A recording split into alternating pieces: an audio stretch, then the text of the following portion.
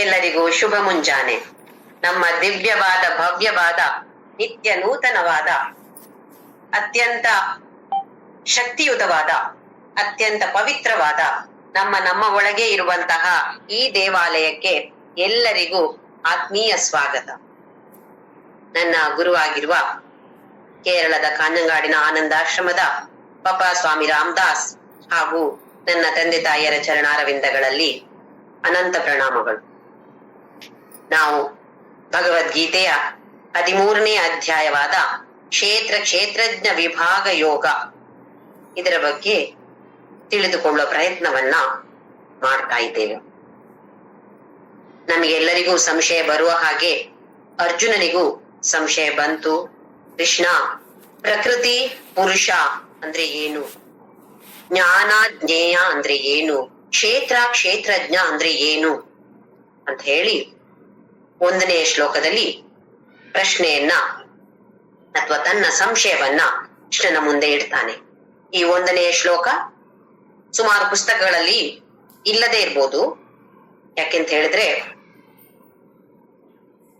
ಕೆಲವೊಂದು ಇದರ ಪ್ರಕಾರ ವೇದವ್ಯಾಸರು ಬರೆದ ಭಗವದ್ಗೀತೆಯಲ್ಲಿ 200 ಶ್ಲೋಕವೇ ಇರೋದು, ಅದರಲ್ಲಿ ಇದು ಇಲ್ಲ ಅಂತ ಇದೆ, ಮತ್ತೆ ಯಾರೋ ಸೇರಿಸಿದ್ದಾರೆ ಅಂತ ಇತ್ತು. ಹೇಗಿದ್ರು ಇದು ಒಂದು ನಮಗೆಲ್ಲ ಬರುವಂತಹ ಸಂಶಯವನ್ನೇ ಅರ್ಜುನ ಮುಂದೆ ಇಟ್ಟಿರುವ ಕಾರಣ ಅದು ಇತ್ತೋ ಇಲ್ವೋ ನಮಗೆ ಅನಗತ್ಯ, ಅದನ್ನ ನಾವು ತಿಳಿದುಕೊಳ್ಳಬಹುದು. ಸಂಶಯವನ್ನ ಮುಂದಿಡುವಂತಹ ಒಂದು ಶ್ಲೋಕ. ಕ್ಷೇತ್ರಜ್ಞ, ಪ್ರಕೃತಿ ಪುರುಷ, ಜ್ಞಾನ ಜ್ಞೇಯ, ಇದು 3 ಜೋಡಿಗಳಲ್ಲಿ ಏನು ವ್ಯತ್ಯಾಸ ಇದೆ? ಕೃಷ್ಣ ತನ್ನ ಉತ್ತರವನ್ನ ಕೊಡ್ತಾನೆ ಈ 13ನೇ ಅಧ್ಯಾಯದಲ್ಲಿ. ಹಾಗೆಯೇ ಜ್ಞಾನ, ಅಧ್ಯಾತ್ಮ ಜ್ಞಾನ ಅಂತ ಹೇಳಿದ್ರೆ ಬರೇ ಜ್ಞಾನ ಅಂತಲ್ಲ, ಒಳ್ಳೆಯ ಗುಣಗಳ ಬಗ್ಗೆ ಕೃಷ್ಣ ಅದ್ಭುತವಾಗಿ ವರ್ಣಿಸ್ತಾನೆ. 18ನೇ ಅಧ್ಯಾಯದವರೆಗೂ ಇವೆಲ್ಲವನ್ನೂ ವರ್ಣಿಸ್ತಾನೆ.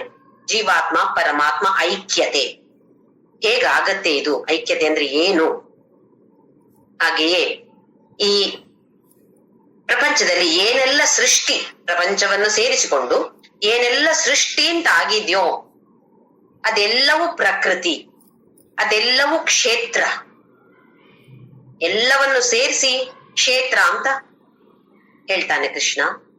ಹಾಗೆಯೇ ಯಾವುದಕ್ಕೆ ಬದಲಾವಣೆ ಇದೆಯೋ ಅದು ಕ್ಷೇತ್ರ. ಒಂದು ಸೃಷ್ಟಿ ಆಗಿರೋದು, ಸೃಷ್ಟಿ ಅಂತ ಹೇಳಿದ್ರೆ ಮತ್ತೆ ನಾಶ ಖಂಡಿತ ಇದ್ದೇ ಇದೆ. ಜನ್ಮ ಅಂತ ಇದ್ರೆ ಖಂಡಿತವಾಗಿ ಮೃತ್ಯು, ಇದು ಗ್ಯಾರಂಟಿ. ಯಾರೇ ಆಗಿರ್ಲಿ, ಭಗವಂತನೇ ಅವತಾರವೆತ್ತಿ ಬಂದಾಗ ಶ್ರೀರಾಮ ಶ್ರೀಕೃಷ್ಣ ಯಾರೇ ಆಗಿರ್ಲಿ, ಮತ್ತೆ ಮೃತ್ಯುವನ್ನ ಪಡೆದು ಮತ್ತೆ ವೈಕುಂಠಕ್ಕೆ ತೆರಳಿದ್ದಾರೆ ಅಂತ ಇದೆ. ಹಾಗೆ ಯಾವುದಕ್ಕೆ ಯಾವುದೇ ಒಂದು ವಸ್ತು ಇರಲಿ, ಸೃಷ್ಟಿ ಆಗಿದೆ ಅಂತ ಹೇಳಿದ್ರೆ ಅದರ ಖಂಡಿತವಾಗಿಯೂ ಅದು ನಾಶ ಒಂದಲ್ಲ ಒಂದು ದಿನ ನಾಶ ಆಗಿಯೇ ಆಗತ್ತೆ. ಅಂದ್ರೆ ಅದರಲ್ಲಿ ಬದಲಾವಣೆ ಇದೆ. ಹಾಗೆ ಏನೆಲ್ಲ ಬದಲಾವಣೆಯನ್ನು ಹೊಂದುತ್ತದೆಯೋ ಅದೆಲ್ಲವೂ ಪ್ರಕೃತಿ ಅಥವಾ ಕ್ಷೇತ್ರ ಅಂತ ಕೃಷ್ಣ ಹೇಳ್ತಾನೆ.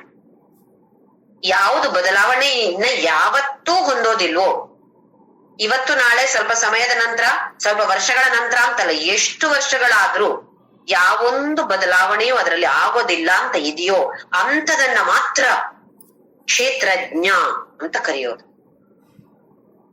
ಜ್ಞ ಅಂತ ಹೇಳಿದ್ರೆ ತಿಳುವಳಿಕೆ ಇರುವಂತದ್ದು, ಜ್ಞಾನ ಇರುವಂತದ್ದನ್ನು ಜ್ಞ. ಸರ್ವಜ್ಞ, ಎಲ್ಲವನ್ನೂ ಸರ್ವವನ್ನೂ ತಿಳಿದುಕೊಂಡಿರುವವನು ಸರ್ವಜ್ಞ. ಹಾಗೆ ಇಲ್ಲಿ ಕ್ಷೇತ್ರಜ್ಞ, ಕ್ಷೇತ್ರವನ್ನ ತಿಳಿದುಕೊಂಡಿರುವಂತದ್ದು ಕ್ಷೇತ್ರಜ್ಞ. ಯಾವುದು ಬದಲಾವಣೆಯನ್ನು ಯಾವತ್ತೂ ಹೊಂದೋದಿಲ್ವೋ ಅಂತ ಅದನ್ನ ನಾವು ಕ್ಷೇತ್ರಜ್ಞ ಅಂತ ಹೇಳೋದು. ಯಾವುದಿದೆ ಯಾವತ್ತೂ ಬದಲಾವಣೆಯನ್ನು ಹೊಂದೋದೇ ಇಲ್ಲ ಅಂತ ಹೇಳೋದು ಒಂದೇ ಒಂದು, ಅದನ್ನ ಪ್ರಜ್ಞೆ ಅಂತ ಹೇಳ್ತೀವಿ. ಇಲ್ಲ ಆತ್ಮ, ಪರಮಾತ್ಮ ಅಂತ ಹೇಳ್ಬೋದು. ಬೇರೆ ಬೇರೆ ಚೈತನ್ಯ, ಬೇರೆ ಬೇರೆ ಹೆಸರುಗಳನ್ನ ನಾವು ಕೊಡ್ತೇವೆ. ಹೇಗೆ ನಮ್ಮನ್ನ ಬೇರೆ ಬೇರೆ ನಮ್ಮ ಬಂಧುಗಳು ಅತ್ತೆ ಅಂತ ಕರಿಬಹುದು, ಚಿಕ್ಕಮ್ಮ, ದೊಡ್ಡಮ್ಮ, ಅಕ್ಕ, ಇಲ್ಲ ಹೆಸರು ಹಿಡಿದು ಕರಿಬಹುದು. ಈ ತರ ಅಮ್ಮ ಬೇರೆ ಬೇರೆ ಹೆಸರಿನಿಂದ ನಮ್ಮನ್ನ ಸಂಬೋಧಿಸ್ತಾರೆ. ಅದು ಆ ತರದ ಸಂಬಂಧವನ್ನ ಹೊಂದಿಕೊಂಡಿದೆ. ಆದ್ರೆ ವ್ಯಕ್ತಿ ಒಂದೇ ಅಲ್ಲಿ.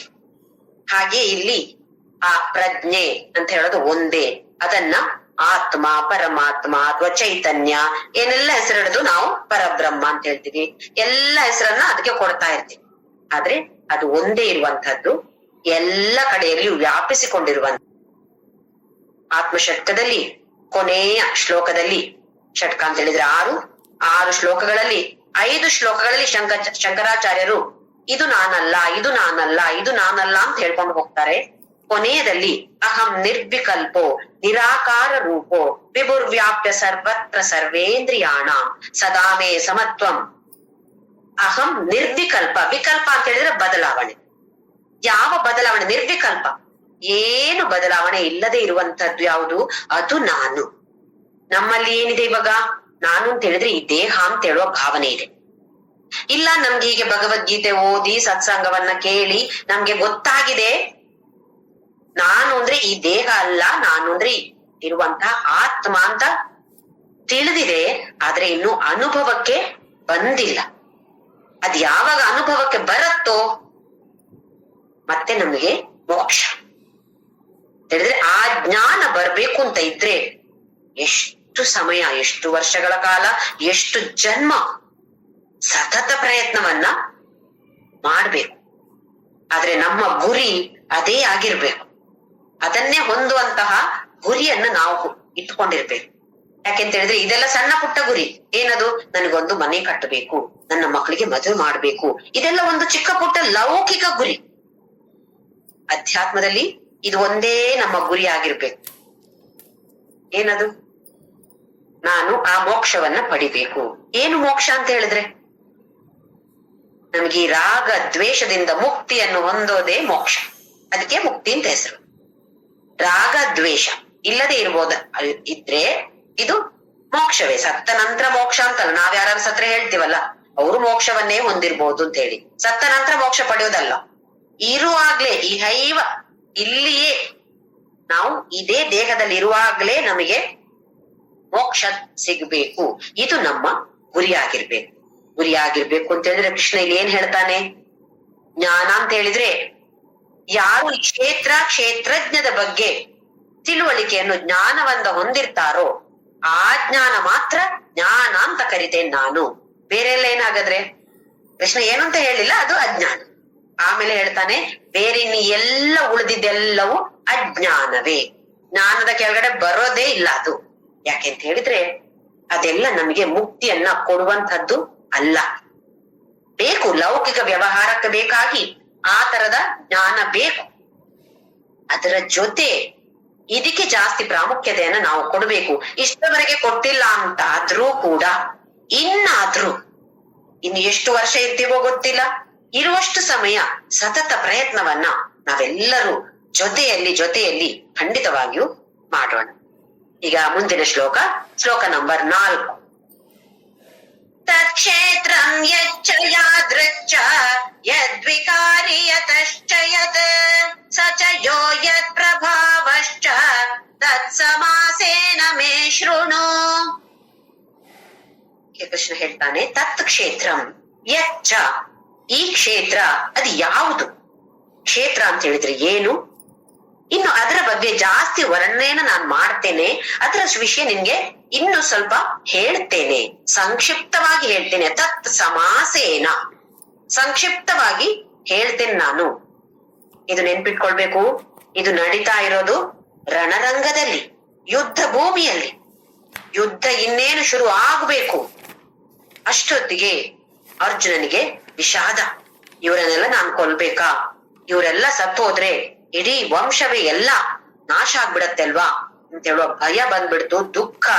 ಅದರಿಂದಾಗಿ ತಾನೇ ಭಗವದ್ಗೀತೆ ಹುಟ್ಕೊಂಡಿರೋದು. ಎಲ್ಲವನ್ನು ವಿವರವಾಗಿ ಹೇಳ್ಬೇಕು ಅಂತ ಹೇಳಿದ್ರೆ ಎಷ್ಟು ಜನ್ಮ ಬೇಕು ನೋಡಿ. ನಮ್ಗೆ ಎಷ್ಟು ಜನ್ಮದಲ್ಲಿ ಕಲ್ತ್ರು ಆಗತ್ತೋ ಇಲ್ವೋ ಗೊತ್ತಿಲ್ಲ. ಹಾಗೆ ಸ್ವಲ್ಪವಾಗಿ ಇನ್ ಬ್ರೀಫ್ ಅಂತ ಹೇಳೋದಿಲ್ಲ, ಸ್ವಲ್ಪ ವಿಷಯವನ್ನ ನಾನ್ ನಿಂಗೆ ಹೇಳ್ತೇನೆ ಅಂತ ಕೃಷ್ಣ ಹೇಳ್ತಿದ್ದಾನೆ. ಯಚ್ಚ ಯಾದೃಚ್ಛ, ಅದು ಯಾವುದರ ತರ ಇದೆ ಕ್ಷೇತ್ರ ಅಂತ ಹೇಳುದು? ಯಾವುದದು? ಒಂದ್ಸಲ ಇದಂ ಶರೀರಂ ಕೌಂತೆಯ ಅಂತ ಹೇಳ್ದ. ಈ ಶರೀರವನ್ನ ಕ್ಷೇತ್ರ ಅಂತ 2ನೇ ಶ್ಲೋಕದಲ್ಲಿ ಇದಂ ಶರೀರಂ ಕೌಂತೆಯ ಕ್ಷೇತ್ರಮಿತ್ಯಭಿಧೀಯತೆ, ಈ ಶರೀರವನ್ನ ಕ್ಷೇತ್ರ ಅಂತ ಹೇಳ್ತಾರೆ ಅಂತ ಹೇಳ್ದ. ಹಾಗೆ ಈಗ ಬೇರೆ ಯಾವುದೆಲ್ಲ ಇದೆ, ಕ್ಷೇತ್ರ ಅಂತ ಯಾವುದಕ್ಕೆಲ್ಲ ನಾವು ಹೇಳ್ತೀವಿ, ಹಾಗೆ ಯದ್ವಿಕಾರಿ ಬೇರೆ ಬೇರೆ ಯಾವುದೆಲ್ಲ ಬದಲಾವಣೆಯನ್ನು ಅದು ಹೊಂದುತ್ತದೆ ಅದನ್ನ ಕೂಡ ನಾನು ಹೇಳ್ತೇನೆ. ಯತಶ್ಚಯತ್, ಇದಕ್ಕೆ ಕಾರಣ ಮತ್ತೆ ಪರಿಣಾಮ ಅಂತ ಹೇಳ್ತೀವಿ, ಕಾಸ್ ಅಂಡ್ ಎಫೆಕ್ಟ್ ಅಂತ ಹೇಳಿ. ಇದಕ್ಕೆ ಕಾರಣ ಯಾರು? ಈಗ ನಾವೆಲ್ಲ ಹುಟ್ಟೋಕೆ ಕಾರಣ ಯಾರು? ನಮ್ಮ ತಂದೆ ತಾಯಿಯರು. ಹಾಗೆಯೇ ನಮ್ಮ ಮಕ್ಕಳು ಹುಟ್ಟಕ್ಕೆ ಕಾರಣ ಯಾರು?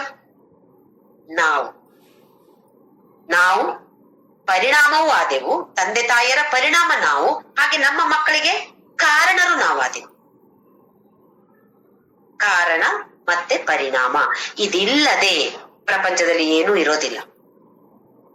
ನಮ್ಮ ಜೀವನದಲ್ಲಿಯೂ ಯಾವ ವ್ಯಕ್ತಿಗಳು, ಯಾವ ವಸ್ತುವು, ಯಾವ ಪರಿಸ್ಥಿತಿಯು ಬಂದ್ರು ಒಂದು ಕಾರಣ ಇದ್ದೇ ಇದೆ.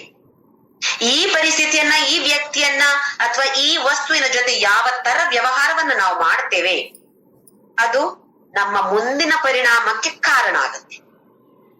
ಇದನ್ನ ತಿಳಿದುಕೊಂಡು ನಾವು ಎಷ್ಟು ಜಾಗೃತಿಯಾಗಿರ್ಬೇಕು, ಜಾಗರೂಕರಾಗಿರ್ಬೇಕು ವ್ಯವಹಾರದಲ್ಲಿ, ನಿತ್ಯ ದೈನಂದಿನ ಜೀವನದಲ್ಲಿ. ಏನೋ ಒಂದು ಸ್ವಲ್ಪ ಹೊತ್ತು ಯಾರ ಜೊತೆಯೋ ಮಾತಾಡೋದು ನಾನು ಜಾಸ್ತಿ ಕೇರ್ಫುಲ್ ಆಗಿರ್ತೇನೆ ಅಂತಲ್ಲ. ನಮ್ಮ ಆಲೋಚನೆಗಳು ಹೇಗಿವೆ, ನಮ್ಮ ಮಾತು ಹೇಗಿದೆ, ನಮ್ಮ ಕ್ರಿಯೆ ಹೇಗಿದೆ, ಕರ್ಮ ಹೇಗಿದೆ, ಮಾಡುವ ಕೆಲಸ ಹೇಗಿದೆ, ಎಲ್ಲವನ್ನು ವಿವೇಚನೆಯಿಂದ ಮಾಡುವಂತವರಾಗ್ಬೇಕು ನಾವು. ಯಾಕೆಂದ್ರೆ ಸರಿ ಹೀಗೆ ಬಂದಿದೆ, ಈ ಪರಿಸ್ಥಿತಿ ಬಂದದ್ದು ನಾನು ಏನೋ ಮಾಡಿದ ಕಾರಣದಿಂದಾಗಿ, ಆದ್ರೆ ಇನ್ನು ಬರುವಂತಹ ಪರಿಣಾಮ ಒಳ್ಳೇದಾಗಿರ್ಬೇಕು ಅಂತ ಇದ್ರೆ ಈಗ ಒಳ್ಳೆ ಕಾರ್ಯ ಮಾಡಿದ್ರೆ ತಾನೇ ಒಳ್ಳೇದು ಬರೋದು. ನಾವು ಏನು ಮೆನು ಕೊಡ್ತೇವೋ ಅದೇ ಬರೋದು ತಾನೇ. ಅಲ್ಲಿ ಆಮೇಲೆ ಆರ್ಡರ್ ಮಾಡಿದ ಮೆನು ಅದನ್ನೇ ತಂದು ಕೊಡ್ತಾರೆ. ಅಲ್ಲಿ ಸ್ವಲ್ಪ ತಪ್ಪಬಹುದು, ಹೋಟೆಲ್ ಅಲ್ಲಿ ಸ್ವಲ್ಪ ತಪ್ಪಬಹುದು, ಆದ್ರೆ ಭಗವಂತ ತಪ್ಪೋದಿಲ್ಲ. ಯಾವುದನ್ನ ನಾವು ಆರ್ಡರ್ ಮಾಡಿದೇವೋ ಅದೇ ನಮ್ಗೆ ಬರುತ್ತೆ. ಹಾಗೆ ಇಲ್ಲಿ ಯತಶ್ಚಯತ್, ಯಾವುದು ಕಾರಣ ಯಾವುದು ಪರಿಣಾಮ. ಹಾಗೆಯೇ ಸಚ ಯಹ, ಇಲ್ಲಿ ಯಹ ಅಂತ ಹೇಳಿದ್ರೆ ಆ ಕ್ಷೇತ್ರಜ್ಞ, ಅದು ಯಾರು, ಅದು ಯಾವುದು. ಯತ್ ಪ್ರಭಾವಶ್ಚ, ಅದರ ಪ್ರಭಾವ ಏನು, ಏನೆಲ್ಲ ಪ್ರಭಾವ ಇದೆ ಈ ಕ್ಷೇತ್ರಜ್ಞನಿಗೆ. ಕ್ಷೇತ್ರಜ್ಞನಿಗೆ ಅಂತೇಳಿ ಒಂದು ಒಂದು ಏನು ಗಂಡಸರು ಹಂಗಸರು ಅಂತ ಅಲ್ಲ, ಅಲ್ಲಿ ಎಲ್ಲ ಆತ್ಮ ತಾನೇ, ಅದು ಆ ಚೈತನ್ಯವನ್ನ ಹೇಳುವಂತದ್ದು. ತತ್ ಸಮಾಸೇನ ಮೇ ಶೃಣು, ನಾನು ನಿಮ್ಗೆ ಎಲ್ಲವನ್ನು ಸಂಕ್ಷಿಪ್ತವಾಗಿ ಹೇಳ್ತೇನೆ, ಇದನ್ನ ನೀನು ಸರಿಯಾಗಿ ಕೇಳು. ಕೇಳು ಅಂತ ಹೇಳಿದ್ರೆ ಬರೇ ಕಿವಿಯಿಂದ ಕೇಳು ಅಂತಲ್ಲ, ಅರ್ಥ ಮಾಡಿಕೋ. ಅರ್ಥ ಮಾಡಿಕೊಂಡ್ರೆ ಸಾಕ. ಅರ್ಥ ಮಾಡಿಕೊಂಡು ಜೀವನದಲ್ಲಿ ಅಳವಡಿಸಿಕೊಂಡು ನಮ್ಗೆ ಅದು ರಕ್ತಗತವಾಗ್ಬೇಕು. ಇದನ್ನು ಜ್ಞಾನ ಯೋಗ ಅಂತ ಹೇಳ್ತೀವಿ ನಾವು. ಶ್ರವಣ ಮನನ ನಿಧಿಧ್ಯಾಸನ ಅಂತ ಹೇಳು. ಮುಂದಿನ ಶ್ಲೋಕ, 5ನೇ ಶ್ಲೋಕ.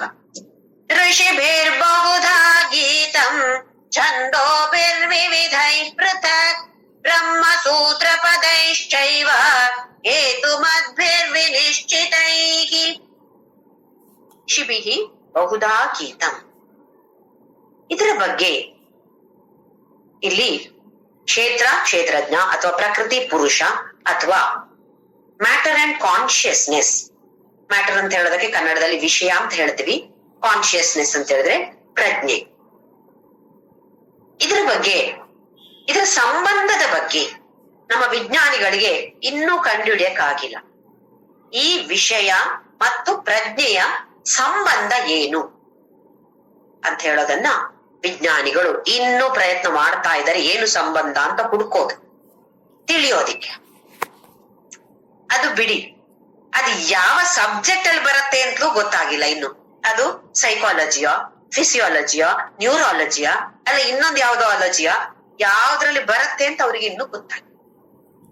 ಆದ್ರೆ ನಮ್ಮ ಧರ್ಮದಲ್ಲಿ ಎಷ್ಟು ಅದ್ಭುತವಾಗಿ ಅದರ ಸಂಬಂಧದ ಬಗ್ಗೆ ತಿಳಿ ಹೇಳಿದ್ದಾರೆ. ಯಾವುದೇ ಪುರಾಣ ನೋಡಿ, ವೇದ, ಉಪನಿಷತ್ತು, ಭಗವದ್ಗೀತಾ, ಯಾವುದನ್ನೇ ನೋಡಿ, ಇದರಲ್ಲಿ ಅಷ್ಟು ಅದ್ಭುತವಾಗಿ ವರ್ಣನೆ. ಇವಾಗ ನಾವು ಕಲಿತಾ ಇದ್ದೀವಲ್ಲ, ಎಷ್ಟು ಚೆನ್ನಾಗಿ ಅದ್ಭುತವಾಗಿ ಕೃಷ್ಣ ಅದರ ವರ್ಣನೆಯನ್ನ ಮಾಡಿದಾನೆ. ಅವನ್ ಮಾತ್ರ ಮಾಡಿದ್ದು ಅಂತಲ್ಲ, ಇದು ಯಾವುದೋ ಒಂದು 5,000 ವರ್ಷಗಳ ಹಿಂದೆ ನಡೆದಿರುವ ಘಟನೆ ಅಲ್ವಾ ಕೃಷ್ಣ ಹೇಳೋದು. ನಮ್ಮ ವೇದಗಳು ಎಷ್ಟೋ ವರ್ಷಗಳ ಹಿಂದೆ ಬರೆದಿರುವಂತಹ ವೇದಗಳಿದೆಲ್ಲ. ಉಪನಿಷತ್ತು ಎಲ್ಲವೂ ಕೂಡ ಅದರಲ್ಲಿ ಎಷ್ಟು ಚೆನ್ನಾಗಿ ಏನು ಸಂಬಂಧ ಇದೆ, ಹೇಗೆ ಐಕ್ಯ ಆಗ್ಬೋದು ಜೀವಾತ್ಮ ಪರಮಾತ್ಮ ಒಂದೇ ಅಂತ ಹೇಳುವ ಈಕ್ವೇಶನ್ ಅನ್ನ ಕೂಡ ನಾವು ನೋಡಿದೆವು. ಅದನ್ನ ಹೇಗೆ ಈಕ್ವೇಶನ್ ಬರೀತಾರೆ, ಹಾಗೆ ಜೀವಾತ್ಮ ಈಕ್ವಲ್ಸ್ ಪರಮಾತ್ಮ ಅಂತ ಹೇಳ್ತಾನೆ. ಅದ್ ಹೇಗೆ ಅಂತ ಕೂಡ ಪ್ರೂಫ್ ಕೂಡ ಕೊಡ್ತಾನೆ ಅದಕ್ಕೆ. ಆದ್ರೆ ನಮ್ಮ ವಿಜ್ಞಾನಿಗಳು ಅದನ್ನ ಒಪ್ಪುತ್ತಾರ?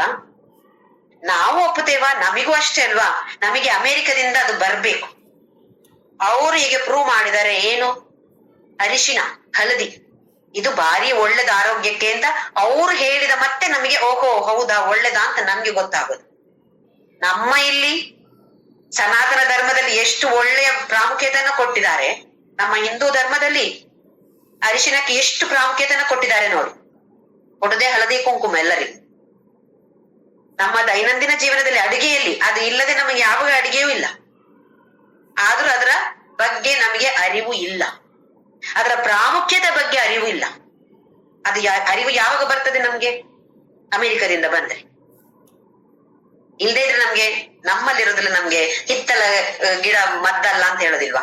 ಹಾಗೆ ಇಲ್ಲಿ ನಮ್ಮ ಎಲ್ಲ ಪುರಾಣ ವೇದ ಯಾವುದನ್ನೇ ನೋಡಿ, ಯಾವುದೇ ನಮ್ಮ ಪುರಾಣದ ಕಥೆಗಳನ್ನು ನೋಡಿ, ಅದರ ಸಾರ ಏನು? ನೀನು ದೇಹ ಅಂತ ಅಲ್ಲ, ದೇಹ ಅಂತ ತಿಳಿಬೇಡ ನೀನು.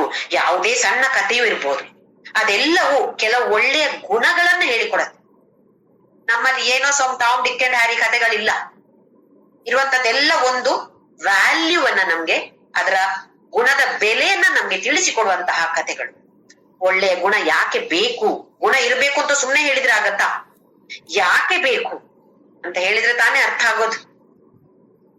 ಹಾಗೇನು ಇವರೆಲ್ಲರೂ ಕೂಡ ಋಷಿ ಬಹುದಾ ಗೀತಂ, ಒಂದೋ ಎರಡೋ ಶ್ಲೋಕವೋ, ಎಲ್ಲ ಶ್ಲೋಕಗಳಲ್ಲಿ ನೋಡಿದ್ರು ಋಷಿಗಳು ಇದರ ಬಗ್ಗೆ ವಿವರಿಸಿದ್ದಾರೆ.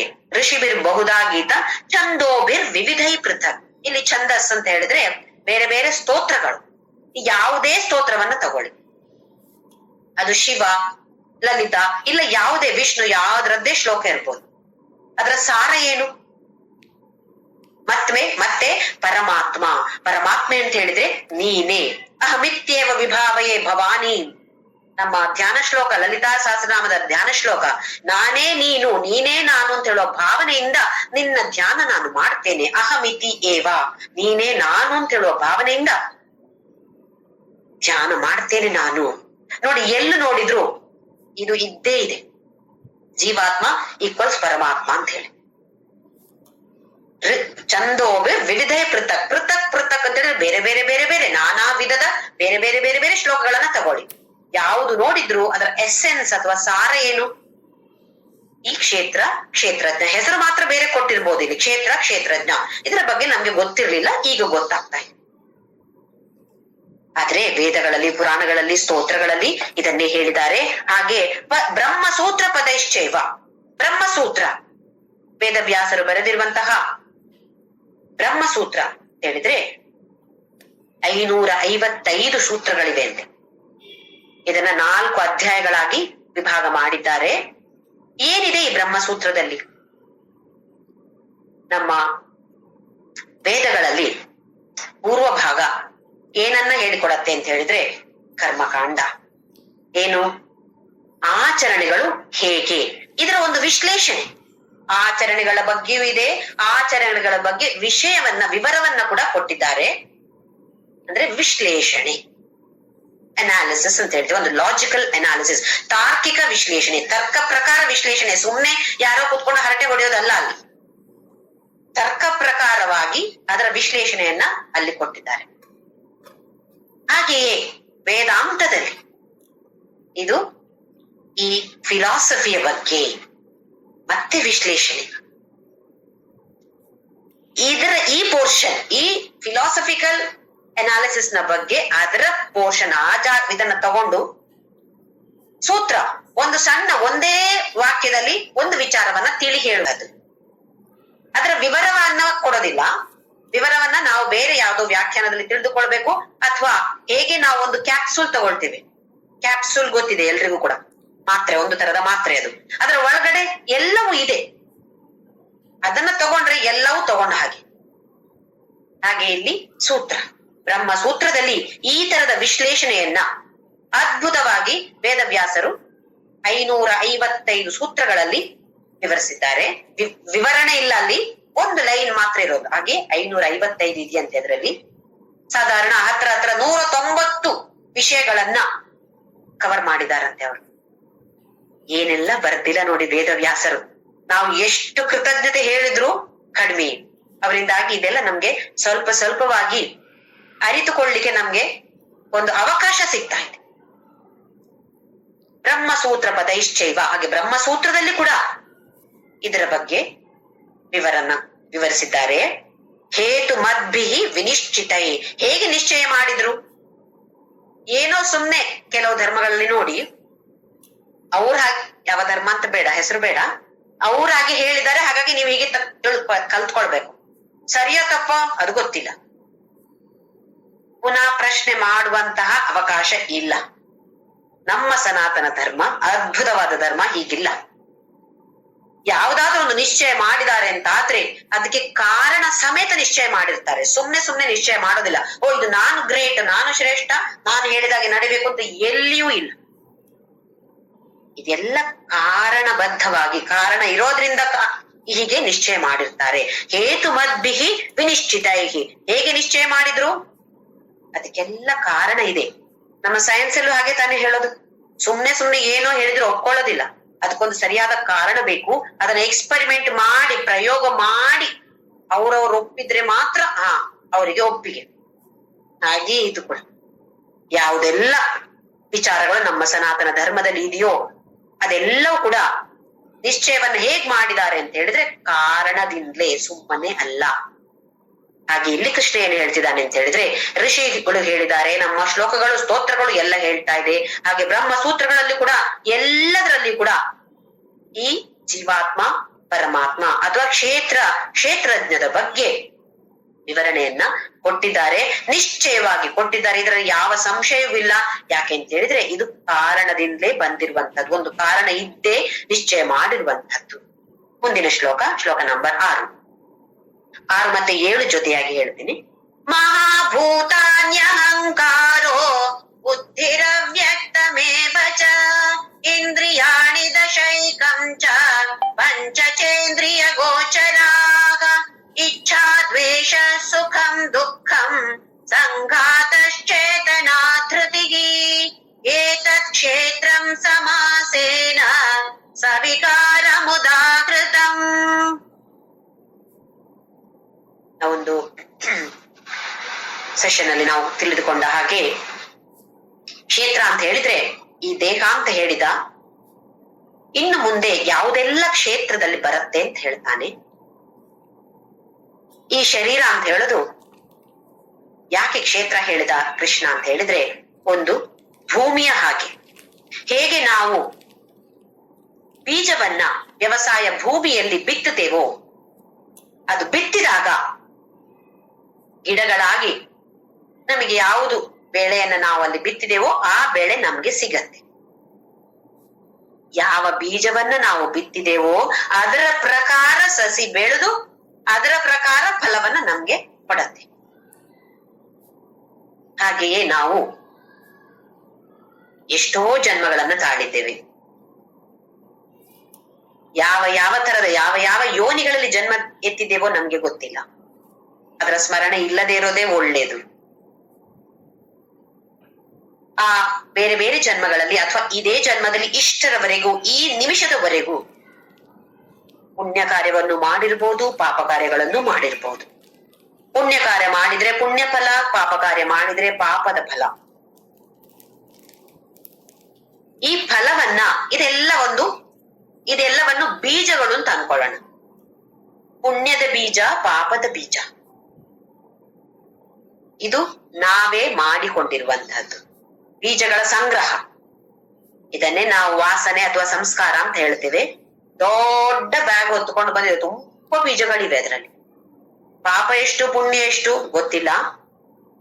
ಇವತ್ತು ನಾವು ಸಂತೋಷದಲ್ಲಿ ಇದ್ದೇವೆ ಅಂತ ಹೇಳಿದ್ರೆ ಪುಣ್ಯದ ಬೀಜ ಫಲ ಕೊಟ್ಟಿದೆ. ಕಷ್ಟದಲ್ಲಿ ಇದ್ದೇವೆ ಅಂತ ಹೇಳಿದ್ರೆ, ದುಃಖದಲ್ಲಿ ಇದ್ದೇವೆ ಅಂತ ಹೇಳಿದ್ರೆ ಪಾಪದ ಬೀಜ ಫಲವನ್ನ ಕೊಡ್ತಾ ಇದೆ. ಕೊಡೋದಿಕ್ಕೋಸ್ಕರ ಒಂದು ಕ್ಷೇತ್ರ ಬೇಕಾಗಿದೆ. ಹೇಗೆ ಬೀಜವನ್ನ ಭೂಮಿಯಲ್ಲಿ ನೆಟ್ರೆ ಮಾತ್ರ ಅದು ಸಸಿ ಆಗತ್ತೋ, ಕೈಯಲ್ಲಿ ಹಿಡ್ಕೊಂಡ್ರೆ ಸಸಿ ಆಗೋದಿಲ್ಲ, ಇನ್ನು ಬೇರೆ ಎಲ್ಲಿಯೋ ಹಾಕಿದ್ರೆ ಸಸಿ ಆಗೋದಿಲ್ಲ. ಅದಕ್ಕೆ ಸರಿಯಾದ ಭೂಮಿ ಬೇಕು, ಸರಿಯಾದ ವಾತಾವರಣ ಇರಬೇಕು. ಹಾಗೆ ಇಲ್ಲಿ ನಾವು ಸಂಗ್ರಹ ಮಾಡಿಕೊಂಡಿರುವಂತಹ ಬೀಜ ಫಲವನ್ನು ಕೊಡಬೇಕು ಅಂತ ಹೇಳಿದ್ರೆ ಒಂದು ದೇಹ ಬೇಕು. ಅದಕ್ಕೆ ತಾನೇ ನಾವು ಈ ದೇಹದಲ್ಲಿ ಬಂದಿರೋದು. ಈ ಮನುಷ್ಯ ದೇಹವನ್ನ ಪಡೆದುಕೊಂಡಿದ್ದೇವೆ ಅಂತ ಹೇಳಿದ್ರೆ ಖಂಡಿತವಾಗಿಯೂ ಪುಣ್ಯ ಕಾರ್ಯವನ್ನ ಮಾಡಿಯೇ ಮಾಡಿದ್ದೇವೆ. ದೊಡ್ಡ ಬೆಲೆ ತೆತ್ತು ಬಂದಿರುವಂತಹದ್ದು ನಾವೀಗ. ಇದರ ಬಗ್ಗೆ ನಮಗೆ ಅರಿವು ಇಲ್ಲ. ಇದರ ಬಗ್ಗೆ ಅರಿವು ಇದ್ರೆ ಸಮಯವನ್ನ ವ್ಯರ್ಥ ಮಾಡೋದಿಲ್ಲ. ನಮ್ಮ ಎನರ್ಜಿಯನ್ನು, ನಮ್ಮ ಶಕ್ತಿಯನ್ನ ಬೇರೆ ಯಾರನ್ನೋ ದೂಷಣೆಗೋಸ್ಕರ ಖಂಡಿತವಾಗಿಯೂ ನಾವು ನಮ್ಮ ಕಾಲವನ್ನ ವ್ಯರ್ಥ ಮಾಡೋದಿಲ್ಲ. ಇದರ ಬಗ್ಗೆ ತಿಳುವಳಿಕೆ ಇಲ್ಲದೆ ಇರುವ ಕಾರಣ ಬೇರೆ ಬೇರೆ ಬೇರೆ ಬೇರೆ ವಿಷಯಗಳನ್ನ ತಿಳಿದುಕೊಳ್ಳೋದು, ಒಂದಷ್ಟು ಟಿವಿ ಸೀರಿಯಲ್ಗಳನ್ನು ನೋಡೋದು. ಯಾಕೆ ಸಮಯ ಬೇಕಾದಷ್ಟಿದೆ ನಮ್ಮಲ್ಲಿ. ಬೇರೆಯವರ ಬಗ್ಗೆ ದೂಷಣೆಯನ್ನ ಮಾಡೋದು, ಇನ್ನೊಬ್ಬರಿಗೆ ಅದನ್ನೇ ಹೇಳಿಕೊಡೋದು, ಎಷ್ಟು ನೆಗೆಟಿವ್ಸ್ ಹಬ್ಸಿಕ್ಕಾಗತ್ತೋ ಅದನ್ನೆಲ್ಲ ಹಬ್ಸೋದು, ಇದೆಲ್ಲ ಮಾಡಿ ದೊಡ್ಡ ದೊಡ್ಡ ಪಾಪದ ಬೀಜಗಳನ್ನ ತಗೊಂಡ್ ಬರ್ತಾ ಇದ್ದೇವೆ ನಾವು. ಅದು ದೊಡ್ಡ ಮರ ಆಗತ್ತೆ. ಆಮೇಲೆ ಫಲ ಬಂದಾಗ ಅಯ್ಯೋ ಅಯ್ಯೋ, ನಾನು ಇಷ್ಟು ಸಲ ವಿಷ್ಣು ಸಹಸ್ರನಾಮ ಹೇಳಿದೆ, ಇಷ್ಟು ನಾಮ ಜಪ ಮಾಡಿದೆ, ಆದ್ರೂ ನನ್ಗೆ ಹೀಗೆ ಆಗ್ತಾ ಇದೆ ಅಂತ ಹೇಳಿ ಮತ್ತೆ ನಮ್ಗೆ ದುಃಖ. ಹೀಗೆ ದುಃಖ ಆಗ್ತಾ ಆಗ್ತಾ ಆಗ್ತಾ ಬೇರೆಯವರನ್ನ ಬೈತಾ ಅವರೇ ಕಾರಣ, ನನ್ನ ದುಃಖಕ್ಕೆ ಕಾರಣ ಅವರೇ ಅಂತೇಳಿ ಬೇರೆಯವರನ್ನ ಬೈದು ಮತ್ತೇನ್ ಮಾಡ್ತಾ ಇದ್ದೇವೆ? ಮತ್ತೆ ಪಾಪದ ಬೀಜವನ್ನೇ ನಾವು ಸಂಗ್ರಹ ಮಾಡ್ತಾ ಇದ್ದೇವೆ. ನಮ್ಮ ಮುಂದಿನ ಜೀವನ ಒಳ್ಳೇದಾಗಬೇಕು ಅಂತ ಇದ್ರೆ ಪಾಪದ ಕಾರ್ಯವನ್ನ ಬಿಟ್ಟು ಪುಣ್ಯ ಕಾರ್ಯವನ್ನಾದ್ರೂ ಮಾಡ್ಬೇಕೇ. ಇಲ್ಲ ಇದ್ಯಾವ್ದು ನಂಗೆ ಬೀಜವೇ ಬೇಡ ಅಂತ ಹೇಳಿದ್ರೆ ಕರ್ಮಯೋಗ, ನಿಷ್ಕಾಮ ಕರ್ಮಯೋಗವನ್ನ ಮಾಡ್ಲೇಬೇಕು. ಇದನ್ನ ತಿಳಿದುಕೊಂಡಿದ್ದೇವೆ ನಾವು. ಹಾಗೆ ಈ ದೇಹ ಅಂತ ಹೇಳೋದನ್ನ ಚೆನ್ನಾಗಿ ಇಟ್ಟುಕೊಳ್ಳೋದು ನಮ್ಮ ಕರ್ತವ್ಯ. ಸಿಕ್ಕಿದ ಹಾಗೆ ತಿನ್ನೋದು, ಎಷ್ಟೊತ್ತು ಅಂತಿದ್ರೆ ಅಷ್ಟೊತ್ತು ನಿದ್ದೆ ಮಾಡೋದು. ಈಗಿನ ಜನರೇಷನ್ ಯಾರನ್ನು ಬೈಯೋದಿಲ್ಲ ನಾನು, ಆದ್ರೆ ಈಗಿನ ಜನರೇಷನ್ ಹಾಗೆ ಇದೆ. ರಾತ್ರಿ ಎಲ್ಲ ಕೆಲಸ ಮಾಡ್ತಾರೆ, ಆಮೇಲೆ ಬೆಳಿಗ್ಗೆ 10-11 ಗಂಟೆವರೆಗೂ ನಿದ್ದೆ ಹೊಡೆಯೋದು, ಆಮೇಲೆ ಎಷ್ಟೆಷ್ಟೋ ಹೊತ್ತಿಗೆ ತಿಂಡಿ, ಎಷ್ಟೋ ಹೊತ್ತಿಗೆ ಊಟ. ದೇವರೇ ಕಾಪಾಡದೆ. ಹೇಗೆ ನಮ್ಮನ್ನ ಕಾಪಾಡಿದ್ನೋ ಹಾಗೆ ಅವರನ್ನು ಕಾಪಾಡ್ತಾನೆ ಅಂತ ಅನ್ಕೊಳ್ಳಿ. ನಾವೇನು ಭಾರಿ ಶ್ರೇಷ್ಠರೇನಲ್ಲ. ಬೆಳಿಗ್ಗೆ ಎದ್ರು ಏನ್ ಮಾಡಿದೆವು? ಎದ್ದು ಏನು ದೇವರ ಧ್ಯಾನ ಮಾಡ್ಲಿಲ್ಲ. ಹಾಗಾಗಿ ನಾವೇನು ಶ್ರೇಷ್ಠರು ಅಂತಲ್ಲ. ಆದ್ರೂ ದೇಹವನ್ನ ವ್ಯಾಯಾಮದೆಲ್ಲ ಮಾಡಿಕೊಂಡು ಬೇಕಾದ ಆಹಾರ ಯಾವುದು ಒಳ್ಳೆಯದು ಅದನ್ನು ತೆಗೆದುಕೊಂಡು ನಮ್ಮ ದೇಹವು ತುಂಬಾ ನಮ್ಗೆ ಪ್ರಾಮುಖ್ಯತೆಯನ್ನು ಕೊಡ್ಬೇಕು. ಯಾಕೆ? ನಮ್ಮನ್ನ ಮುಂದೆ ತಗೊಂಡು ಹೋಗಕ್ಕೊಂದು ವಾಹನ ಇದು, ಒಂದು ಮಾಧ್ಯಮ ಇದು. ಹಾಗೆ ಈಗ ಕೃಷ್ಣ ಏನ್ ಹೇಳ್ತಿದ್ದಾನೆ ಅಂತ ಹೇಳಿದ್ರೆ, ಯಾವುದೆಲ್ಲ ಈ ಕ್ಷೇತ್ರದ ವಿಭಾಗದಲ್ಲಿ ಬರುತ್ತೆ, ಕ್ಷೇತ್ರಜ್ಞ ಅಂತ ಹೇಳಿದೆ. ಕ್ಷೇತ್ರಜ್ಞದಲ್ಲಿ ಒಂದೇ ಬರೋದು ಏನದು? ಆತ್ಮ ಅಥವಾ ಪ್ರಜ್ಞೆ. ಎಲ್ಲವೂ ಇರೋದು, ಎಲ್ಲ ಕಡೆ ಇರೋದು ಅದುವೇ. ಆದ್ರೆ ಕ್ಷೇತ್ರ ಅಂತ ಹೇಳುವ ವಿಭಾಗದಲ್ಲಿ ಯಾವುದೆಲ್ಲ ಬರುತ್ತೆ ಅಂತ ಹೇಳಿ ಈ 2 ಶ್ಲೋಕದಲ್ಲಿ ಹೇಳ್ತಾನೆ. ಮಹಾಭೂತಾನಿ, ಮಹಾಭೂತಗಳು ಅಂತ ಹೇಳಿದ್ರೆ ಪಂಚಭೂತಗಳು. ನಮ್ಗೆ ಗೊತ್ತಿದ್ದಾಗೆ ಮೊದ್ಲೇ ಕಲ್ತಿದ್ದೇವೆ ನಾವು. ನಮ್ಮ ಕೈಯಲ್ಲಿ ನಾವು ನೆನ್ಪಿಟ್ಕೊಳ್ಬಹುದು, ಬೆರಳುಗಳ ಮೂಲಕ ನೆನ್ಪಿಟ್ಕೊಳ್ಬಹುದು. ಮೇಲೆ ಎತ್ತರವಾಗಿರೋದು ಆಕಾಶ. ಆಕಾಶ ಅಂತ ಹೇಳಿದ್ರೆ ಮೇಲೆ ಕಾಣುವ ನೀಲಿ ಭಾನು ಅಂತ ಹೇಳ್ತೀವಲ್ಲ, ಅದು ಮಾತ್ರ ಅಲ್ಲ, ಅದು ಕೂಡ ಬರುತ್ತೆ. ಖಾಲಿ ಜಾಗ, ಎಲ್ಲ ಕಡೆ ಇರುವಂತಹ ಜಾಗ. ಈಗ ಈ ಒಂದು ಬಿಲ್ಡಿಂಗ್ ಇದೆ, ಮೊದಲೇನಿತ್ತು? ಜಾಗ ಇತ್ತು. ಆ ಜಾಗದಲ್ಲಿ ಈ ಕಟ್ಟಡವನ್ನ ಕಟ್ಟಿದ್ದಾರೆ. ಆ ಜಾಗ ಸ್ಪೇಸ್ ಅಂತ ಹೇಳ್ತೀವಲ್ಲ, ಈಥರ್, ಸ್ಪೇಸ್, ಇದೆಲ್ಲ ಆಕಾಶ. ಆಮೇಲೆ 2ನೇದು ಇದು ವಾಯು, ನಮ್ಮ ಹೆಬ್ಬೆರಳು, ಇದು ಅಗ್ನಿ. ಸಣ್ಣ ಬೆರಳು ನೀರು, ಉಂಗುರ ಬೆರಳು ಪೃಥ್ವಿ. ಆಕಾಶ, ವಾಯು, ಅಗ್ನಿ, ಜಲ, ಪೃಥ್ವಿ. ಇದು 5 ಮಹಾಭೂತಗಳು. ಇಡೀ ಪ್ರಪಂಚವೇ ಇರೋದು ಬರೇ ಈ ಭೂತಗಳಲ್ಲಿ ಮಾತ್ರ. 5 ಭೂತಗಳು ಮಾತ್ರ, ಪಂಚಭೂತಗಳು. ನಮ್ಮ ದೇಹವು ಕೂಡ ಇದರಿಂದಲೇ ಆಗಿರುವಂತಹದ್ದು. ಇದು ಬೇರೆ ಏನಿಲ್ಲ. ಮಣ್ಣಿಂದ ಬಂತು, ಮಣ್ಣಿಗೆ ಹೋಯ್ತು. ಒಂದು ದಿನ ಮೇಲೆ ಪಟ್ ಅಂತ ಬಂತು, ಇನ್ನೊಂದ್ ದಿನ ಪಟ್ ಅಂತ ಹೋಗ್ಬಿಡತ್ತೆ, ಮತ್ತೆ ಮಣ್ಣಿಗೆ ಸೇರೋಗುತ್ತೆ. ಮಹಾಭೂತಾನಿ. ಅಹಂಕಾರೋ ನಾನು ಅಂತ ಹೇಳೋದಿದೆ ಅಲ್ವಾ, ಅದು. ಆಮೇಲೆ ಬುದ್ಧಿ. ಇದರಲ್ಲಿ ಕ್ಷೇತ್ರ ಅಂತ ಹೇಳಿದ್ರೆ ಯಾವುದು ಕಣ್ಣಿಗೆ ಕಾಣಿಸತ್ತೋ, ಯಾವುದು ಕಣ್ಣಿಗೆ ಕಾಣಿಸದ್ದೇ ಇರತ್ತೋ ಅದು ಕೂಡ ಕ್ಷೇತ್ರ. ಬುದ್ಧಿ, ಅಹಂಕಾರ ಕಣ್ಣಿಗೆ ಕಾಣಿಸತ್ತ? ಕಣ್ಣಿಗೆ ಕಾಣಿಸೋದಿಲ್ಲ, ಆದರೆ ಕೂಡ ಅದು ಕೂಡ ಕ್ಷೇತ್ರ ಅಂತ ಹೇಳ್ತಾನೆ ಕೃಷ್ಣ. ಯಾಕೆ? ಬದಲಾವಣೆಯನ್ನು ಹೊಂದತ್ತೆ. ಇವತ್ತು ಬುದ್ಧಿ ಹೀಗಿದೆ, ನಾಳೆ ಏನು ಇನ್ನೊಂದು ಕ್ಷಣದ ನಂತರ ಬುದ್ಧಿ ಬದಲಾಗತ್ತೆ. ಯಾವುದೆಲ್ಲ ಬದಲಾವಣೆಯನ್ನ ಹೊಂದುತ್ತದೆಯೋ ಅದೆಲ್ಲವೂ ಕ್ಷೇತ್ರ. ನಿಮ್ಗೆ ಸಂಕ್ಷಿಪ್ತವಾಗಿ ಹೇಳ್ತೇನೆ ಅಂತ ಹೇಳಿದಾನೆ, ಹಾಗೆ ಸಂಕ್ಷಿಪ್ತವಾಗಿ ಹೇಳ್ತಾ ಇದ್ದಾನೆ. ಮಹಾಭೂತಾನಿ ಲೆಕ್ಕ ಹಾಕೊಳ್ಬೇಕು. 5 ಮಹಾಭೂತಾನಿ. 6ನೇದು ಅಹಂಕಾರ. ಬುದ್ಧಿ 7. ಅವ್ಯಕ್ತಂ. ಇಲ್ಲಿ ಅವ್ಯಕ್ತ ಅಂತ ಹೇಳಿದ್ರೆ ಪ್ರಕೃತಿ ಅಂದ್ರೆ ಮಾಯಾ ಅಂತ ಹೇಳ್ತೀವಿ, ಅದು. ಕೃಷ್ಣ ಏನ್ ಹೇಳ್ತಾನೆ? ಅದು ಕೂಡ ಬದಲಾವಣೆಯನ್ನು ಹೊಂದುತ್ತದೆ, ಅದಕ್ಕೋಸ್ಕರ ಅದು ಕೂಡ ಕ್ಷೇತ್ರ. ಅವ್ಯಕ್ತ ಕಾಣದೇ ಇರುವಂತದ್ದು. ಅವ್ಯಕ್ತಂ ಏವಚ ಇಂದ್ರಿಯಾಣಿ ದಶೈಕಂಚ. ಇಂದ್ರಿಯಾಣಿ ದಶ, 10 ಇಂದ್ರಿಯಗಳು. ಜ್ಞಾನೇಂದ್ರಿಯ, ಕರ್ಮೇಂದ್ರಿಯ. 5 ಜ್ಞಾನೇಂದ್ರಿಯ, 5 ಕರ್ಮೇಂದ್ರಿಯ. ಜ್ಞಾನೇಂದ್ರಿಯಗಳ ಮೂಲಕ ನಾವು ಪ್ರಪಂಚವನ್ನ ಗ್ರಹಿಸ್ತೇವೆ.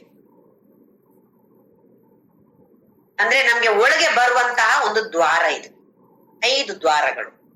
ಒಳಗಡೆ ಬರುವಂತಹ ಪ್ರಪಂಚವನ್ನ ಸ್ವೀಕಾರ ಮಾಡುವಂತಹ 5 ದ್ವಾರಗಳು.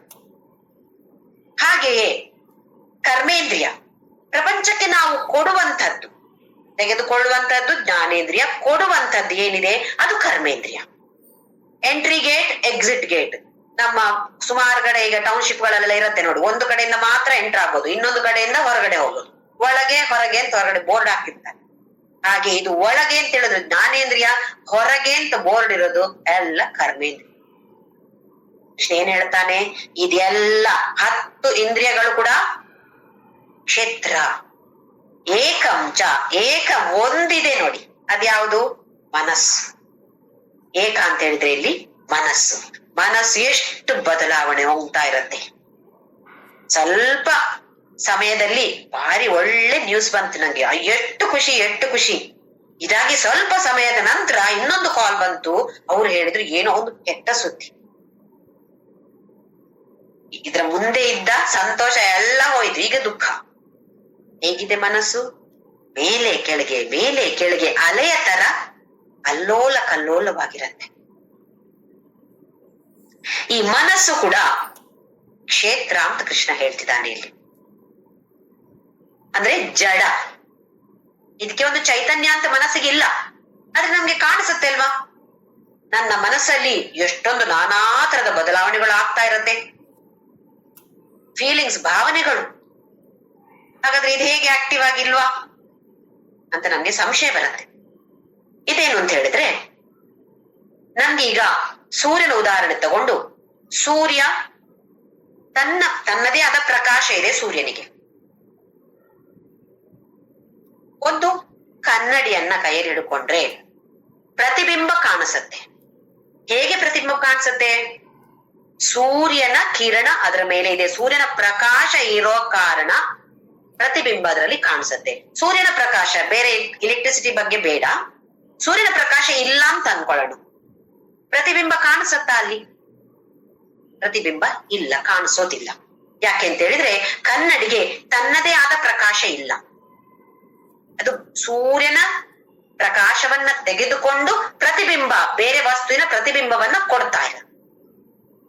ಹಾಗೆಯೇ ಇಲ್ಲಿ ಮನಸ್ಸು. ಮನಸ್ಸು ಅಂತ ಹೇಳಿದ್ರು ಜಡ, ಅಂದ್ರೆ ಕ್ಷೇತ್ರ ಜಡ. ತನ್ನದೇ ಆದ ಪ್ರಕಾಶ, ತನ್ನದೇ ಆದ ಚೈತನ್ಯ ಏನೂ ಇಲ್ಲ ಅದಕ್ಕೆ. ಆದ್ರೆ ಅದು ಈ ಆತ್ಮ ಅಥವಾ ಪ್ರಜ್ಞೆ ಅಂತ ಹೇಳಿದೆ ಅಲ್ಲ, ಅದರಿಂದ ಎರವಲು ಪಡೆಯುತ್ತೆ. ಆ ಶಕ್ತಿಯನ್ನ ಸಾಲ ತಗೊಂಡು ಆಮೇಲೆ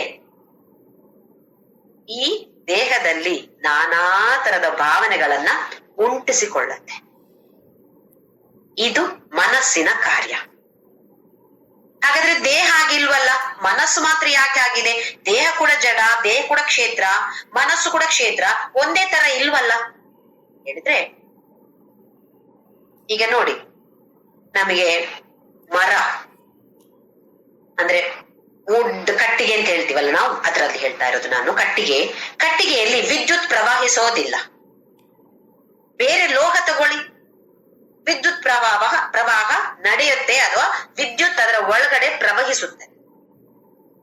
ಕಟ್ಟಿಗೆಯಲ್ಲಿ ವಿದ್ಯುತ್ ಪ್ರವಾಹ ಆಗೋದಿಲ್ಲ. ಎರಡು ಕೂಡ ಕ್ಷೇತ್ರ ತಾನೆ. ಇದು ಕಟ್ಟಿಗೆಯ ಗುಣ, ಅದು ಲೋಹದ ಗುಣ. ಹಾಗೆ ಇದು ದೇಹದ ಗುಣ, ಅದು ಮನಸ್ಸಿನ ಗುಣ. ತನ್ನದೇ ಆದ ಶಕ್ತಿ ಮನಸ್ಸಿಗೆ ಇಲ್ಲ. ಆ ಶಕ್ತಿಯನ್ನ ಈ ಪ್ರಜ್ಞೆ ಅಥವಾ ಆತ್ಮ ಅಂತ ಹೇಳೋದ್ರಿಂದ ತೆಗೆದುಕೊಂಡು ಆತ್ಮದ ತರ ದೊಡ್ಡ ಆ ತರ ಕಾರ್ಯವನ್ನ ನಡೆಸ್ತಾ ಇರುತ್ತೆ ಈ ಮನಸ್ಸು. ಆಮೇಲೆ ಇಂದ್ರಿಯ ಗೋಚರ, ಪಂಚಚೇಂದ್ರಿಯ ಗೋಚರಾಹ, ಪಂಚ ಇಂದ್ರಿಯ ಗೋಚರ. ಇಂದ್ರಿಯ ಗೋಚರ ಅಂತ ಹೇಳಿದ್ರೆ, ಈ ಇಂದ್ರಿಯಗಳಿಗೆ ಯಾವುದು ವಿಷಯ? ಶಬ್ದ, ಸ್ಪರ್ಶ, ರೂಪ, ರಸ, ಗಂಧ. ಶಬ್ದ ಕಿವಿ ಅಂತ ಇದ್ರೆ ಸಾಕ, ಆ ಶಬ್ದವನ್ನ ಗ್ರಹಿಸುವಂತಹ ಶಕ್ತಿ ಬೇಕು ತಾನೆ. ಈ ಶಕ್ತಿ ಎಲ್ಲಿಂದ ಬರುತ್ತೆ? ಅದು ಆತ್ಮದಿಂದ ಅಥವಾ ಪ್ರಜ್ಞೆಯಿಂದ ಬರುತ್ತೆ. ಹಾಗೆ ಕೃಷ್ಣ ಏನು ಹೇಳ್ತಿದ್ದಾನೆ, ಈ 5 ಕೂಡ ಇಂದ್ರಿಯ ಗೋಚರ. ಈ ಕಿವಿ ಇದೆ ಅಂತ ಗೊತ್ತಾಗೋದು ಯಾವಾಗ? ಶಬ್ದ ಬಂದಾಗ ತಾನೆ. ಶಬ್ದ ತಿಳಿದುಕೊಂಡಾಗ ಮಾತ್ರ. ಈಗ ಹುಟ್ಟಿದ ಮಕ್ಕಳಿಗೆ ನೋಡಿ, ಆ ಟೆಸ್ಟ್ ಎಲ್ಲವನ್ನು ಟೆಸ್ಟ್ ಮಾಡ್ತಾರೆ. ಕಿವಿ ಕೇಳಿಸತ್ತಾ, ಕಣ್ಣು ಸರಿಯಾಗಿ ಕಾಣಿಸತ್ತಾ, ಎಲ್ಲ ಟೆಸ್ಟ್ಗಳನ್ನು ಮಾಡ್ತಾರೆ. ಕಿವಿ ಇದ್ರೆ ಸಾಲದು, ಅದನ್ನ ಗ್ರಹಿಸುವಂತಹ ಶಕ್ತಿ ಇದೆಯೋ ಇಲ್ವೋ. ಕಿವಿಯೂ ಬೇಕು, ಅದರ ಜೊತೆ ಗ್ರಹಿಸುವಂತಹ ಶಕ್ತಿ ಕೂಡ ಬೇಕು. ಹಾಗೆ ಆ ಶಕ್ತಿ ಇದೆಲ್ಲ, ಶಬ್ದ, ಸ್ಪರ್ಶ, ರೂಪ, ರಸ, ಗಂಧ, ಇದಕ್ಕೆಲ್ಲ ಹೆಸರು ಇಂದ್ರಿಯ ಗೋಚರ. ಗೋಚರ ಅಂತ ಹೇಳಿದ್ರೆ ತೋರಿಸುವಂತ. ಇದೆಲ್ಲವೂ ಕೂಡ ಕ್ಷೇತ್ರ. ಎಷ್ಟಾಯ್ತು ಅಂತ ಮತ್ತೆ ಲೆಕ್ಕ ಹಾಕೋಣ.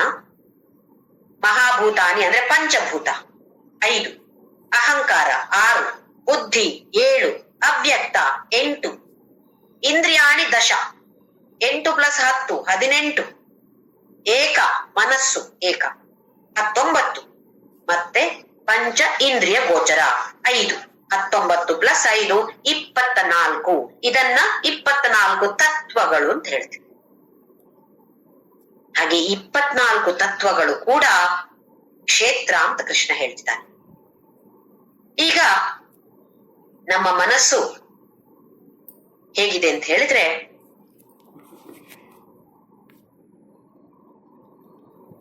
ಯಾವುದು ಬೇಕು ಯಾವುದು ಬೇಡ ಅಂತ ನಾವು ಮನಸ್ಸಿನ ಮೂಲಕ ತಾನೇ ನಾವು ನಿರ್ಧಾರ ಮಾಡೋದು. ಪರಮಾತ್ಮ ಅದ್ಭುತವಾದ ಪ್ರಪಂಚವನ್ನ ಸೃಷ್ಟಿ ಮಾಡಿದ್ದಾನೆ. ಒಂದು ಸಾರ್ವಜನಿಕ ಪ್ರಪಂಚವನ್ನ ಸೃಷ್ಟಿ ಮಾಡಿದ್ದಾನೆ. ನಾವೇನ್ ಮಾಡಿದ್ದೇವೆ? ನಾವು ಅದರಲ್ಲಿ ಮತ್ತೆ ಬೇಕಾದದ್ದು ಯಾವುದು, ಬೇಡದ್ದದ್ದು ಯಾವುದು ಅಂತ ಹೇಳುವ ಒಂದು ವಿಭಾಗವನ್ನ ಮಾಡಿಕೊಂಡಿದ್ದೇವೆ. ಇದು ಬೇಕು, ಈ ವ್ಯಕ್ತಿ ಬೇಕು, ಈ ವಸ್ತು ಬೇಕು, ಈ ಪರಿಸ್ಥಿತಿ ಬೇಕು. ಈ ವ್ಯಕ್ತಿ ಬೇಡ, ಈ ವಸ್ತು ಬೇಡ, ಈ ಪರಿಸ್ಥಿತಿ ಬೇಡ. ಬೇಕಾದ್ದು ಒಂದು ಕಡೆ, ಬೇಡದ್ದದು ಇನ್ನೊಂದು ಕಡೆ. ಇದು ಹೇಗ್ ಮಾಡಿದೆವು? ನಮ್ಮ ಮನಸ್ಸು ರಾಗ ದ್ವೇಷದಿಂದ ಕೂಡಿ ಬೇಕಾದ್ದು ಬೇಡದ್ದು ಅಂತ ನಿರ್ಧಾರವನ್ನ ಮಾಡಿದ್ದೇವೆ. ಈ ರಾಗ ದ್ವೇಷದಿಂದ ಮುಕ್ತಿಯನ್ನ ಪಡಿತೇವೋ ಮೋಕ್ಷ ನಮಗೆ. ರಾಗ ದ್ವೇಷ ಅಂತ ಹೇಳೋದು ಒಂದು ಸ್ಪೆಷಲ್ ಗಾಗಲ್ಸ್ ಅಂತ ಅನ್ಕೊಳ್ಳಿ. ಪರಮಾತ್ಮ ಇದನ್ನ ಸೃಷ್ಟಿ ಮಾಡಿಲ್ಲ. ಪ್ರಪಂಚದಲ್ಲಿ ಯಾವುದೇ ವಸ್ತುವಿಗೆ ಈ ತರದ ಒಂದು ಶಕ್ತಿ ಇಲ್ಲ. ರಾಗ ಅಥವಾ ದ್ವೇಷವನ್ನ ಹುಟ್ಟಿಸುವಂತಹ ಶಕ್ತಿ ಆ ವಸ್ತುಗೆ ಇಲ್ಲ. ಶಕ್ತಿ ಎಲ್ಲಿರೋದು? ನಮ್ಮ ಮನಸ್ಸಿನಲ್ಲಿ. ಈಗ ನೋಡಿ, ಒಂದು ಆಭರಣ, ಒಂದು ವಜ್ರದ ಆಭರಣ ಅಂತ ಇಟ್ಕೊಳ್ಳೋಣ. ಅಲ್ಲಿ ವಜ್ರದ ಆಭರಣ ಇದ್ರೆ ಕೆಲವರಿಗೆ ಅದರಲ್ಲಿ ಆಸಕ್ತಿ ಇರ್ಬೋದು, ಕೆಲವರಿಗೆ ಆಸಕ್ತಿ ಇಲ್ಲದೆ ಇರ್ಬೋದು. ಯಾವುದೋ ಸಂತರು ಬಂದ್ರೆ ಅದಕ್ಕೆ ಯಾವ ಪ್ರಾಮುಖ್ಯತೆಯನ್ನ ಕೊಡ್ತಾರೆ? ಅಲ್ಲಿ ಬಿದ್ದಿದೆ ಅಂತ ಅನ್ಕೊಳ್ಳಿ, ಅವರಿಗೆ ಕಲ್ಲಿಗೂ ಆ ವಜ್ರದ ಆಭರಣಕ್ಕೂ ಏನು ವ್ಯತ್ಯಾಸವೂ ಇಲ್ಲ. ಅದೇ ನಮ್ಮಂತವ್ರು ಹೋಗ್ಲಿ, ವಜ್ರದ ಆಭರಣವ ಯಬ್ಬ ಮೊದಲ ಕೈ ಹಾಕಿ ತಗೊಳ್ತೇನೆ. ಹಾಗಾದ್ರೆ ಆ ವಜ್ರದ ಆಭರಣ ಅದಕ್ಕೆ ಶಕ್ತಿ ಇದೆಯಾ? ಅದಕ್ಕೆ ಶಕ್ತಿ ಇದ್ರು, ಆ ಶಕ್ತಿ ಇದ್ರೆ ಆ ಮನುಷ್ಯನಿಗೂ ಹಾಗೆ ಆಗ್ಬೇಕಾಗಿತ್ತು ತಾನೆ. ಅದರ ಶಕ್ತಿ ಅಂತಾದ್ರೆ ಇದು ಅದರ ಶಕ್ತಿ ಅಲ್ಲ, ಇದು ನಮ್ಮ ಮನಸ್ಸಿನ ಶಕ್ತಿ. ನಮ್ಮ ಮನಸ್ಸು ಅದು ಬೇಕು ಅದು ಬೇಕು ಅದು ಬೇಕು ಅಂತ ಹೋಗಿ ತಗೊಳ್ತಾ ಇದೆ. ಅದೇ ಬೇಡದ ವಸ್ತು ಒಂದು ಇದೆ ಅಂತ ತಿಳ್ಕೊಳ್ಳಿ. ನನಗೆ ಅದು ಬೇಡ ಅಂತ ಇದ್ರೆ ನಾನು ಹೋಗೋದಿಲ್ಲ. ಬೇರೆಯವರಿಗೆ ಅದು ಬೇಕು ಅಂತ ಇದ್ದವರು ಅವ್ರು ಬಂದು ತಗೋತಾರೆ. ನಾವೀಗ ಎಷ್ಟೊಂದು ಶಾಪಿಗೆ ನೋಡ್ತೀವಲ್ಲ, ನಾವು ಸ್ಪೆಸಿಫೈ ಆಗಿ ಕೇಳ್ತೀವಿ ಇಂಥದೇ ಬ್ರ್ಯಾಂಡ್ ಇದು ಬೇಕು. ಯಾಕೆ? ಅದ ಪ್ಯಾಂಟು ಶೂಸ್ ಆದ್ರೆ ಸಾಲದು, ಅದರಲ್ಲಿ ಇದೇ ಬ್ರ್ಯಾಂಡ್ ಬೇಕು ನಮ್ಗೆ. ಬೇಕು ಬೇಡ ಅಂತ ಹೇಳೋದನ್ನ ವಿಭಾಗವನ್ನ ನಾವು ಮಾಡಿಟ್ಕೊಂಡಿದ್ದೇವೆ. ಇದು ನೆಕ್ಸ್ಟ್ ಬರುವಂತದ್ದು ಇಚ್ಛಾ ದ್ವೇಷ. ಅಂದ್ರೆ ಇದರಲ್ಲಿ ಬದಲಾವಣೆಗಳನ್ನ ಏನಾಗ್ತದೆ ಅಂತ ಹೇಳ್ತೇನೆ ಅಂತ ಹೇಳಿದಲ್ಲ ಕೃಷ್ಣ, ಇವಾಗ ಹೇಳ್ತಿದ್ದಾನೆ. ಇದರಿಂದಾಗಿ ಇಚ್ಛಾ ದ್ವೇಷ, ಬೇಕು ಬೇಡ ಎರಡೇ ವಿಭಾಗ ನಮ್ಮಲ್ಲಿ. ಇದು ಬೇಕು ಇದು ಬೇಡ. ಕೆಲವು ವ್ಯಕ್ತಿಗಳು ನೋಡಿ, ನಮ್ಗೆ ಯಾರು ಇಷ್ಟ ಆಗತ್ತೋ ಆ ವ್ಯಕ್ತಿ ನಮ್ಗೆ ಇನ್ನೂ ಬೇಕು, ಸ್ವಲ್ಪ ಸಮಯ ಇದ್ರೆ ಸಾಕ, ಬೇಡ ಅವ್ರ ಜೊತೆ ಇನ್ನೂ ಸ್ವಲ್ಪ ಜಾಸ್ತಿ ಸಮಯ ಇರ್ಬೇಕು, ಅವ್ರು ಸತ್ತೋಗ್ಲೇಬಾರ್ದು. ಹಾಗೆ ಇನ್ನು ಕೆಲವು ವ್ಯಕ್ತಿಗಳು ನಮಗೆ ಬೇಡವೇ ಬೇಡ ಅಂತ ವ್ಯಕ್ತಿಗಳು ನಮ್ಮ ಜೀವನದಲ್ಲಿ ಬರೋದೇ ಬೇಡ. ಯಾಕಾದ್ರೂ ಬಂದ್ರಪ್ಪ.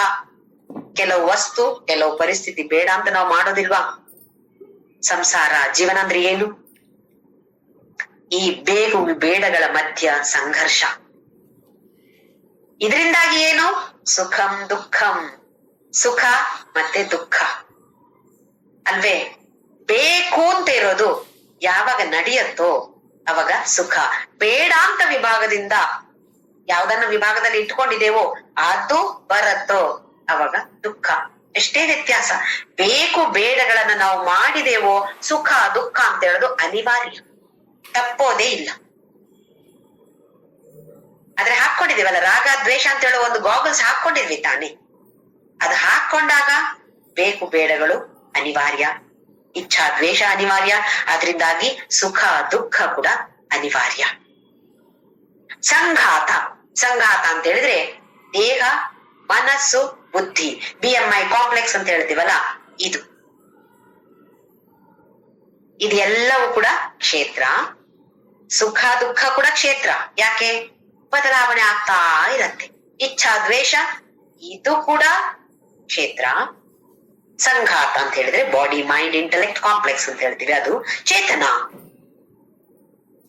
ನಾವಿವಾಗ ಮನಸ್ಸು ಹೇಗೆ ಪ್ರತಿಬಿಂಬವನ್ನ ಕೊಡತ್ತೆ, ಅದರದ್ದೇ ಶಕ್ತಿಯಿಂದ ಅಲ್ಲ, ಅಲ್ಲಿಂದ ಎರವಲು ಪಡೆದು, ಆತ್ಮದಿಂದ ಶಕ್ತಿಯನ್ನ ಎರವಲು ಪಡೆದು ಪ್ರತಿಬಿಂಬವನ್ನ ನಮ್ಗೆ ಕೊಡ್ತಾ ಇರತ್ತೆ. ಇದಕ್ಕೆ ಹೆಸರು ಚಿದಾಭಾಸ ಅಥವಾ ಚೇತನ. ಧೃತಿ, ಧೃತಿ ಅಂತ ಹೇಳಿದ್ರೆ ನಮ್ಮ ಮನಸ್ಸಿನ ಒಂದು ಶಕ್ತಿ, ಮನೋಧೈರ್ಯ ಅಂತ ಹೇಳ್ತೀವಲ್ಲ ಅದು, ಅಂದ್ರೆ ವಿಲ್ ಪವರ್. ಈ ಮನಸ್ಸಿನ ಒಂದು ಶಕ್ತಿಯನ್ನ ನಾವು ಯಾವ್ದಕ್ಕೆ ಉಪಯೋಗಿಸ್ಕೊಳ್ತೀವಿ? ಬೇಕುಗಳನ್ನ ಪಡೆಯೋದಿಕ್ಕೆ, ಬೇಡದ್ದನ್ನ ದೂರ ಮಾಡೋದಿಕ್ಕೆ. ಬೇಕು ಬೇಕು ಅಂತ ಯಾವ್ದಿದ್ಯೋ ಅದನ್ನ ಹೇಗೆ ಪಡೆಯೋದು? ನಾನು ಒಳ್ಳೆ ಮನೆ ಕಟ್ಟಬೇಕು, ನನ್ಗೆ ಹೇಗೆ? ಅದಕ್ಕೊಂದಿಷ್ಟು ದುಡ್ಡು ಬೇಕು, ಅದನ್ನ ಪಡೆಯೋದು ಹೇಗೆ? ಅದಕ್ಕೊಂದು ಒಳ್ಳೆ ಕೆಲಸ ಸಿಗ್ಬೇಕು, ಅದನ್ನ ಪಡೆಯೋದು ಹೇಗೆ? ಹೀಗೆ ಅದರಲ್ಲೇ ಬೇಕುಗಳನ್ನ ಪಡೆಯೋದ್ರಲ್ಲಿಯೂ ಇದ್ದೇವೆ. ಹಾಗೆಯೇ ಬೇಡ ಅಂತ ಯಾವ ವಿಭಾಗವನ್ನ ಮಾಡಿದೆವೋ ಅದರಿಂದ ದೂರ ಹೋಗೋದು ಹೇಗೆ? ಒಂದು ಹತ್ರ ನಮ್ಮ ಹತ್ರ ಹೇಳ್ಕೊಳ್ಳೋದು, ಇನ್ನೊಂದು ನಮ್ಮಿಂದ ದೂರ ಮಾಡೋದು. ಇದೇ ಸಂಘರ್ಷ ನಮ್ಮ ಜೀವನ, ನಮ್ಮ ಸಂಸಾರ. ಈ ಮನಃಶಕ್ತಿಯನ್ನ, ಧೃತಿ ಅಂತ ಹೇಳೋದನ್ನ ಯಾವ್ದಕ್ಕೆ ಉಪಯೋಗಿಸ್ಕೊಳ್ತಾ ಇದ್ದೀವಿ ನಾವು? ಈ ಒಂದೇ ಒಂದು ಸಂಘರ್ಷಕ್ಕೆ ಉಪಯೋಗಿಸ್ಕೊಳ್ತಾ ಇದ್ದೀವಿ. ದುರದೃಷ್ಟ ಇದು ನಮ್ದು. ಒಳ್ಳೆಯ ಕಾರ್ಯಕ್ಕೆ ಉಪಯೋಗಿಸ್ಕೊಳ್ಳೋದು ಬಿಟ್ಟು ಬೇಕುಗಳನ್ನ ಪಡೆಯೋದಿಕ್ಕೂ ಬೇಡದಿಂದ ದೂರವಾಗೋದಕ್ಕೂ ಮಾತ್ರ ನಾವು ಉಪಯೋಗಿಸ್ಕೊಳ್ತಾ ಇದ್ದೀವಿ ಈ ನಮ್ಮ ವಿಲ್ ಪವರ್. ಇದು ಕೃಷ್ಣ ಹೇಳ್ತಾನೆ, ಇದು ಕೂಡ ಕ್ಷೇತ್ರ. ಏತತ್ ಕ್ಷೇತ್ರ, ಇದೆಲ್ಲ ಕೂಡ ಅರ್ಜುನ ಕ್ಷೇತ್ರ. ಸಮಾಸೇನ, ಮತ್ತೆ ಸಂಕ್ಷಿಪ್ತವಾಗಿ ಹೇಳ್ತಾ ಇದ್ದೇನೆ, ಸವಿಕಾರಂ ಉದಾಹೃತಂ. ಉದಾಹರಣೆ ಅಂತ ಹೇಳಿದ್ರೆ ಸುಖ ದುಃಖ ಯಾಕೆ ಬರುತ್ತೆ ಆ ತರದ ಉದಾಹರಣೆಯಲ್ಲಿ ನಾನು ನಿಂಗೆ ಹೇಳ್ತಾ ಇದ್ದೇನೆ. ಸವಿಕಾರ ಎಲ್ಲವೂ ವಿಕಾರ ಅಂದ್ರೆ ನಾವು ವಿಕಾರ ಕಾಣಿಸುತ್ತೆ ಅಂತಲ್ಲ, ಬದಲಾವಣೆ. ಯಾವುದೆಲ್ಲ ಬದಲಾವಣೆಯನ್ನು ಹೊಂದುತ್ತದೆಯೋ ಅದೆಲ್ಲವೂ ಕ್ಷೇತ್ರ.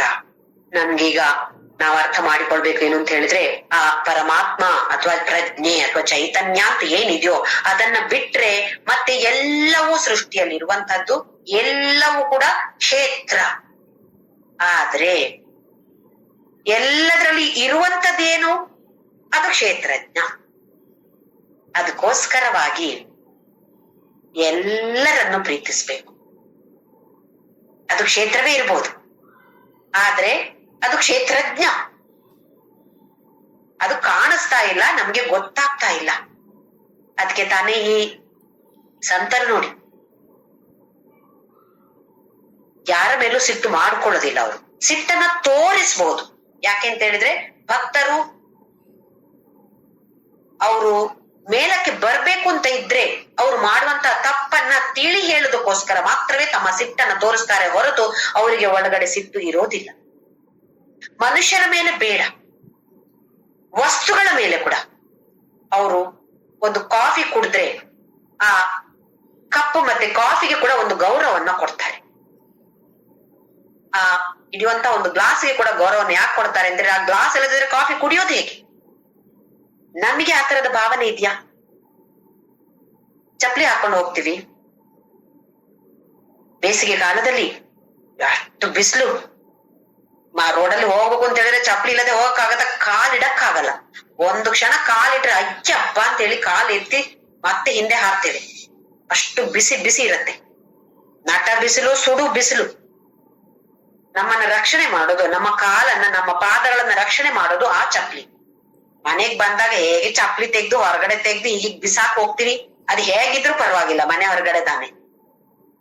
ಆ ಚಪ್ಪಲಿ ನಮ್ಗೆ ಎಷ್ಟೊಂದು ರಕ್ಷಣೆಯನ್ನು ಕೊಡ್ತಾ ಇದೆ. ಅದಕ್ಕೋಸ್ಕರ ಒಂದ್ ಸ್ವಲ್ಪವಾದ್ರೂ ಗೌರವನ ನಾವು ತೋರ್ಸ್ಕೊಡ್ಬಹುದಾ? ಅದಕ್ಕೇನ್ ಅರ್ಥ ಆಗಲ್ಲ. ಅದಕ್ಕೆ ಮನಸ್ಸು ಇಲ್ಲ, ಬುದ್ಧಿಯೂ ಇಲ್ಲ. ಆದ್ರೆ ನಮ್ಮ ಮನಸ್ಸು ಹೀಗೆ ಒಂದೇ ಒಂದು ವಸ್ತು ಅಂತಲ್ಲ, ಪ್ರತಿಯೊಂದು ವಸ್ತು ಕೂಡ ನಾವು ಉಪಯೋಗಿಸಕ್ಕೆ ತಾನೇ ನಾವು ತಗೊಂಡ್ ಬಂದಿರೋದು. ನ್ಯೂಸ್ ಪೇಪರ್ ಶುರುವಿನಿಂದ ಕೊನೆವರೆಗೆ ಓದ್ತಾರೆ ಕೆಲವರು, ಇಡೀ ದಿನ ಓದ್ತಾರೆ ಕೆಲವರು. ಓದಿ ಕೊನೆಗೆ ಏನು ಇಲ್ಲ ಇದ್ರಲ್ಲಿ, ತೆಗೆದು ಬಿಸಾಕುದು.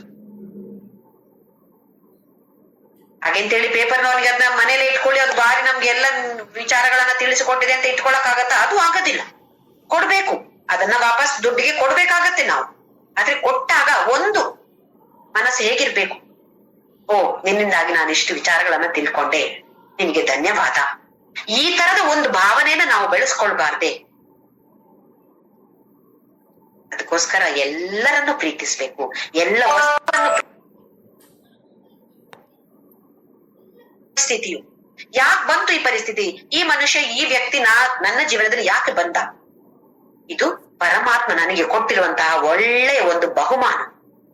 ಯಾಕೆಂತ ಹೇಳಿದ್ರೆ, ನಾನು ಅಧ್ಯಾತ್ಮ ಪಥದಲ್ಲಿ ನಾನು ಇನ್ನು ಮುಂದಕ್ಕೆ ಹೋಗ್ಬೇಕು ಅಂತ ಇದ್ರೆ ಇಂತಹ ವ್ಯಕ್ತಿ ಬೇಕು ನನ್ನ ಜೀವನದಲ್ಲಿ ಅಂತ ನನಗೆ ಗೊತ್ತಿಲ್ಲ, ಪರಮಾತ್ಮನಿಗೆ ಗೊತ್ತಿದೆ. ಅದಕ್ಕೋಸ್ಕರ ಈ ವ್ಯಕ್ತಿಯನ್ನ ಕೊಟ್ಟಿದ್ದಾನೆ, ಈ ವಸ್ತುವನ್ನು ಕೊಟ್ಟಿದ್ದಾನೆ, ಈ ಪರಿಸ್ಥಿತಿಯನ್ನು ಪರಮಾತ್ಮ ನನ್ನ ಜೀವನದಲ್ಲಿ ಕೊಟ್ಟಿದ್ದಾನೆ. ನಾನು ಅಧ್ಯಾತ್ಮ ಪಥದಲ್ಲಿ ಮೇಲಕ್ಕೆ ಏರಬೇಕು ಅಂತ ಹೇಳೋ ಉದ್ದೇಶದಿಂದ ಅವನು ಕೊಟ್ಟಿದ್ದಾನೆ. ಈ ಭಾವನೆಯನ್ನ ನಾವು ಖಂಡಿತವಾಗಿಯೂ ಎಲ್ಲರೂ ಬೆಳೆಸ್ಕೊಳ್ಬೇಕು. ಕ್ಷೇತ್ರಜ್ಞ ಅಂತ ಹೇಳಿದ್ರೆ ಪ್ರಕೃತಿ, ಪುರುಷ. ಪ್ರಕೃತಿ ಅಂತ ಹೇಳೋದು ಏನೆಲ್ಲ ಸೃಷ್ಟಿಯಲ್ಲಿದೆಯೋ ಎಲ್ಲವೂ ಪ್ರಕೃತಿ. ಅದನ್ನ ತಿಳಿದುಕೊಂಡಿರುವಂತದ್ದು ಏನಿದೆಯೋ ಅದನ್ನು ಕ್ಷೇತ್ರಜ್ಞ ಅಂತ ಹೇಳೋದು. ಹಾಗೆ ಇಲ್ಲಿವರೆಗೆ ಕ್ಷೇತ್ರಜ್ಞದ ಬಗ್ಗೆ ವರ್ಣನೆಯನ್ನು ಮಾಡಿದ್ದಾನೆ ಪರಮಾತ್ಮ. ಮುಂದಿನ ಶ್ಲೋಕದಿಂದ ಯಾವುದೆಲ್ಲ ಗುಣಗಳು ಇರಬೇಕು, ಈ ಗುಣಗಳ ಬಗ್ಗೆ ತುಂಬಾ ಶ್ಲೋಕಗಳಲ್ಲಿ ಹೇಳ್ತಾ ಇರ್ತಾನೆ. ಹಿಂದೆ ಕೂಡ ಕೆಲವು ನೋಡಿದ್ದೇವೆ ನಾವು 12ನೇ ಅಧ್ಯಾಯದಲ್ಲಿ ಕೂಡ. ಹಾಗೆ ಇಲ್ಲಿ ಈ ತರದ ಗುಣಗಳು ಇದ್ರೆ ನಾವು ಜ್ಞಾನಕ್ಕೆ ಯೋಗ್ಯರಾಗ್ತೇವೆ. ಇಲ್ಲ, ಈ ತರದ ಗುಣಗಳು ಇಲ್ಲ ಅಂತ ಹೇಳಿದ್ರೆ ಜ್ಞಾನ ಅಯೋಗ್ಯರಾಗ್ತೀವಿ ನಾವು. ಕೇಳಿಸಿಕೊಂಡ್ರೆ ಕೂಡ ಕೆಲವರಿಗೆ ಕೇಳಿಸಿಕೊಳ್ಳುವಂತಹ ಉತ್ಸಾಹ ಇರೋದಿಲ್ಲ, ತಿಳಿದುಕೊಳ್ಳುವ ಉತ್ಸಾಹ ಇರೋದಿಲ್ಲ. ಯಾಕೆ? ಮನಸ್ಸು ಇನ್ನು ರೆಡಿ ಆಗ್ಲಿಲ್ಲ, ತಯಾರಾಗಿಲ್ಲ ಮನಸ್ಸು. ಅದಕ್ಕೆ ಮನಸ್ಸಿನ ಪಕ್ವತೆ ಬಂದಿಲ್ಲ ಆ ವಿಚಾರಕ್ಕೆ. ಕೇಳಿಸಿಕೊಂಡ್ರು ಅದನ್ನ ಅರ್ಥ ಮಾಡಿಕೊಳ್ಳುವ ಶಕ್ತಿ ಅಥವಾ ಆ ಲೆವೆಲ್ಗೆ ಬಂದಿಲ್ಲ ಇನ್ನು. ಕೇಳೋದು ಬಿಡೋದು, ಆಹಾ ಅವ್ರಿಗೆ ಒಂದು ಸರ್ಟಿಫಿಕೇಟ್ ಕೊಡುದು, ಭಾರಿ ಚೆನ್ನಾಗಿ ಹೇಳ್ತಾರೆ ಅವರು ಅಂತ ಹೇಳಿ ಈ ಕಡೆಯಿಂದ ಬಿಟ್ಟು ಬಿಡೋದು. ಆಮೇಲೆ ಅದರ ಬಗ್ಗೆ ನಮ್ಗೆ ಏನು ಜ್ಞಾಪಕ ಇಲ್ಲ. ಯಾಕೆ? ಅದರ ಮನನ ಮಾಡೋದಿಲ್ಲ. ಮನನ ಮಾಡಿ ಅದನ್ನ ಆಚರಣೆಗೆ ತರುವಂತಹ ಪ್ರಯತ್ನವನ್ನ ಮಾಡೋದಿಲ್ಲ.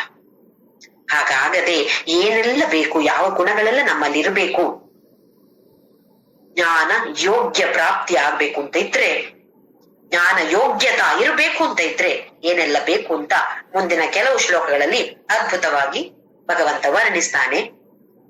ಶ್ಲೋಕ ನಂಬರ್ 8. ಅಮಾನಿತ್ವಂ ಮದಂಭಿತ್ವಂ ಅಹಿಂಸಾ ಕ್ಷಾಂತಿರಾರ್ಜವಂ ಆಚಾರ್ಯೋಪಾಸನಂ ಶೌಚಂ ಸ್ಥೈರ್ಯಮಾತ್ಮ ವಿನಿಗ್ರಹ. ಒಂದೊಂದೇ ಆಗಿ 20 ಗುಣಗಳನ್ನ ಹೇಳ್ತಾನೆ. ಅಮಾನಿತ್ವಂ, ಮಾನಿತ್ವಂ ಅಂತ ಹೇಳಿದ್ರೆ ನನ್ನ ಮನಸ್ಸಿನಲ್ಲಿ ನಾನೇ ಶ್ರೇಷ್ಠ, ನನ್ನಷ್ಟು ಒಳ್ಳೆಯವರು ಇನ್ನು ಯಾರು ಇಲ್ಲ, ನನ್ನಷ್ಟು ದುಡ್ಡಿರೋರು ಯಾರು ಇಲ್ಲ, ನನ್ನಷ್ಟು ಆಭರಣಗಳಿರೋರು ಯಾರು ಇಲ್ಲ, ಅಥವಾ ನನಗೆ ಈ ವಿಚಾರ ಜಾಸ್ತಿ ಗೊತ್ತಿರೋದು ಅವ್ರಿಗೇನ್ ಗೊತ್ತಿದೆ, ಅವ್ರಿಗೇನು ಗೊತ್ತಿಲ್ಲ, ಅವ್ರು ಸುಮ್ನೆ ಭಗವದ್ಗೀತೆ ಹೇಳ್ತಾರಷ್ಟೇ, ನನಗೆ ಅದರ ಅರ್ಥ ಗೊತ್ತಿದೆ, ಅವರಿಗಿಂತ ನಾನು ಜಾಸ್ತಿ. ಇದು ಮನಸ್ಸಿನಲ್ಲಿ ಬರುವಂತದ್ದು ಮಾನಿತ್ವ. ಮನಸ್ಸಿನಲ್ಲಿ, ಹೊರಗಡೆ ಏನು ತೋರಿಸೋದಿಲ್ಲ, ಮನಸ್ಸಿನಲ್ಲಿ ಮಾತ್ರ ನಾನೇ ಶ್ರೇಷ್ಠ ಅಂತ ಇರುವಂತದ್ದು. ಇದು ಮಾನಿತ್ವ. ಇದು ಇಲ್ಲದೆ ಇರುವಂತದ್ದು ಅಮಾನಿತ್ವ. ಇದರಿಂದ ಮುಕ್ತರಾಗಿರೋದು. ಯಾರು ಏನ್ ಬೇಕಾದ್ರೂ ಹೇಳಿ. ಈಗ ನೋಡಿ, ನಾವೇನಾದ್ರೂ ಒಳ್ಳೆ ಕೆಲಸ ಮಾಡಿದಾಗ 4 ಜನ ಹೇಳ್ತಾರೆ, ಓ ಭಾರಿ ಒಳ್ಳೆ ಕೆಲಸ ಮಾಡಿದ್ರಿ ನೀವು. ನಮ್ಗೆ ಅಷ್ಟೊತ್ತಿಗೆ 4 ಜನ ಹೇಳಿದಾಗ ಏನಾಗತ್ತೆ, ನಮ್ಗೆ ಸ್ವಲ್ಪ ಕೊಂಬು ಬರಕ್ಕೆ ಶುರು ಆಗತ್ತೆ. ಹೌದಲ್ವಾ, ನಾನ್ ಮಾಡಿದ್ದು ಒಳ್ಳೇದಲ್ವಾ, ನನ್ನ ಮನಸ್ಸಲ್ಲಿ ನಾನೇ ಓಹೋ ಭಾರಿ ಶ್ರೇಷ್ಠ ನಾನು ಅಂತ ಹೇಳಿ ನಮ್ಮ ಮನಸ್ಸಲ್ಲಿ ಆಗತ್ತೆ. ನಾವು ಒಳ್ಳೆ ಕೆಲಸ ಮಾಡಿದ್ದನ್ನ ಹೊಗಳುವಂತದ್ದು ಸಮಾಜದ ಕರ್ತವ್ಯ. ಆದ್ರೆ ನಾವು ಜಾಗರೂಕರಾಗಿರ್ಬೇಕು. ಅವ್ರು ಹೇಳಿದೆ ಅಂತೇಳಿ ನಾವು ಕುಣಿಯಕ್ಕೆ ಶುರು ಮಾಡಿದ್ರೆ ಸ್ವಯಂ ಅಂತ ಕೆಳಗಡೆ ಬಂದ್ಬಿಡ್ತೇವೆ. ಹಾಗೆ ಅಮಾನಿತ್ವಂ ಅದಂಬಿತ್ವಂ. ಅದಂಬಿತ್ವ ಅಂತ ಹೇಳಿದ್ರೆ ದಂಬಾಚಾರ. ಡಂಬಾಚಾರ ಅಂತ ಕೂಡ ಕನ್ನಡದಲ್ಲಿದೆ, ದಂಬಾಚಾರ ಅಂತ ಕೂಡ ಇದೆ.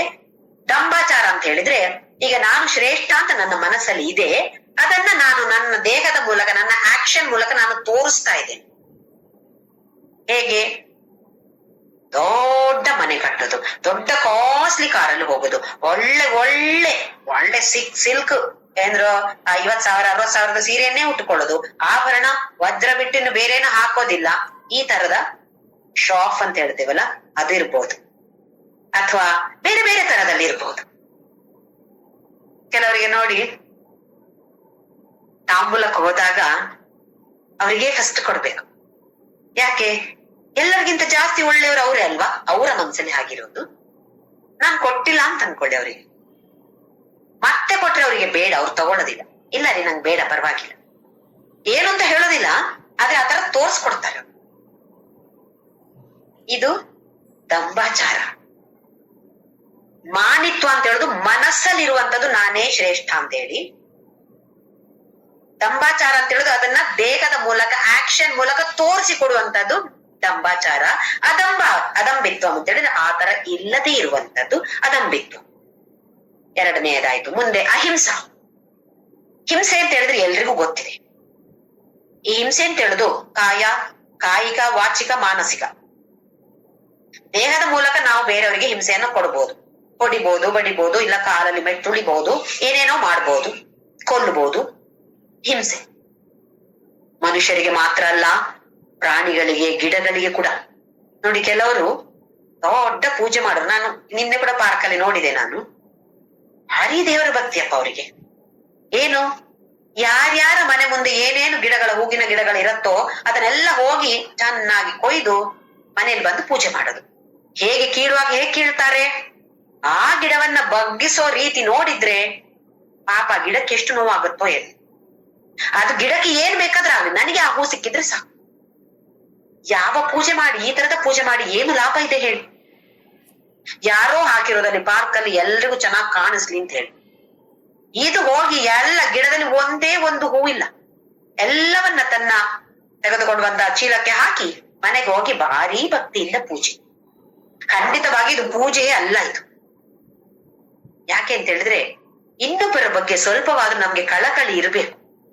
ಅದು ಗಿಡ, ಗಿಡ ಆದ್ರೇನು, ಅದಕ್ಕೂ ನೋವಿಲ್ವೇ? ಹಾಗಾದ್ರೆ ಗಿಡದಿಂದ ಹೂ ಕೀಳ್ಬಾರ್ದ? ಕೀಳ್ಬೇಕು, ಕೀಳ್ಬಹುದು. ಯಾರ ಗಿಡದಿಂದ ಕೀಳ್ತೀವಿ, ಹೇಗೆ ಕೀಳ್ತೀವಿ, ಯಾತಕ್ಕಾಗಿ ಕೀಳ್ತೀವಿ, ಇದು ಮುಖ್ಯ. ಇದು ಆತರ ಮಾಡಿದ್ರೆ ನಾವು ಹಿಂಸೆ ಮಾಡಿದ ಹಾಗೆ. ಹಾಗೆಯೇ ಶಬ್ದದಲ್ಲಿ ಬೇರೆಯವರನ್ನ ಬೈಯೋದು, ಅವರ ಮುಂದೆಯೂ ಬೈಯೋದು, ಅವರ ಹಿಂದೆಯಿಂದಲೂ ಬೈಯೋದು, ಬೇರೆಯವ್ರ ಹತ್ರ ಬೈಯೋದು, ಇದೆಲ್ಲವೂ ಖಂಡಿತವಾಗಿಯೂ ಹಿಂಸೆ. ಅದೆಲ್ಲ ಬಿಡಿ, ಮನಸ್ಸಿನಲ್ಲಿ ಅವ್ರು ಯಾರೋ ನನ್ಗೆ ಅವಮಾನ ಮಾಡಿದ್ರು, ಅಲ್ಲಿ ನಾನು ಏನು ಹೇಳಲಿಲ್ಲ, ಆದ್ರೆ ಮನೆಗೆ ಬಂದು ಅವರಿಗೆ ಹೀಗೆ ಆಗ್ಬೇಕು, ಅವ್ರಿಗೊಂದು ಆಕ್ಸಿಡೆಂಟ್ ಆಗ ಹೇಳೋದಿಲ್ಲ, ಮನಸ್ಸಿನಲ್ಲಿ ಆಲೋಚನೆ. ಅವ್ರಿಗೆ ಯಾಕೆ ಹೀಗೆ ಕೆಟ್ಟದಾಗ್ಬಾರ್ದು? ಒಂದ್ಸಲ ಒಂದು ಶಾಪ ಹಾಕ್ತೇನೆ ನಾನೇನೆಲ್ಲ ಪುಣ್ಯ ಮಾಡಿದ್ರೆ ಎಲ್ಲ ಈ ಶಾಪದಲ್ಲಿ ಹೋಗ್ಲಿ, ಹೋಯ್ತು, ಮಾಡಿದ ಪುಣ್ಯ ಎಲ್ಲ ಝೀರೋ, ಶೂನ್ಯ ಆಗಿಬಿಡ್ತಲ್ರಿ. ಇದು ಕೂಡ ಹಿಂಸೆ. ಇದರಿಂದ ಮುಕ್ತರಾಗಿರುವಂತದ್ದು ಅಹಿಂಸೆ. ಕಾಯಿಕ, ವಾಚಿಕ, ಮಾನಸಿಕವಾಗಿ ಕೂಡ ಯಾರ ಬಗ್ಗೆಯೂ ಹಿಂಸೆಯ ಆಲೋಚನೆ ಇಲ್ಲದೆ ಇರುವಂತದ್ದು ಅಹಿಂಸೆ. ಆಮೇಲೆ ಶಾಂತಿ. ಶಾಂತಿ ಅಂತ ಹೇಳಿದ್ರೆ, ಈಗ ನಮ್ಗೆ ನಾನು ಹೀಗೆ ಆಗ್ಬೇಕು ಅಂತ ಅನ್ಕೊಂಡಿದ್ದೇನೆ, ಹಾಗೆ ಆಗ್ಲಿಲ್ಲ, ನನಗೆ ಈ ತರ ಆಗ್ಬೇಕು ಅಂತ ಇದ್ದ ಪರಿಸ್ಥಿತಿ ಆ ತರ ಆಗ್ಲಿಲ್ಲ, ಯಾವ್ದು ಆಗ್ಬಾರ್ದು ಅಂತ ಅನ್ಕೊಂಡಿದ್ನೋ ಅದಾಯ್ತು.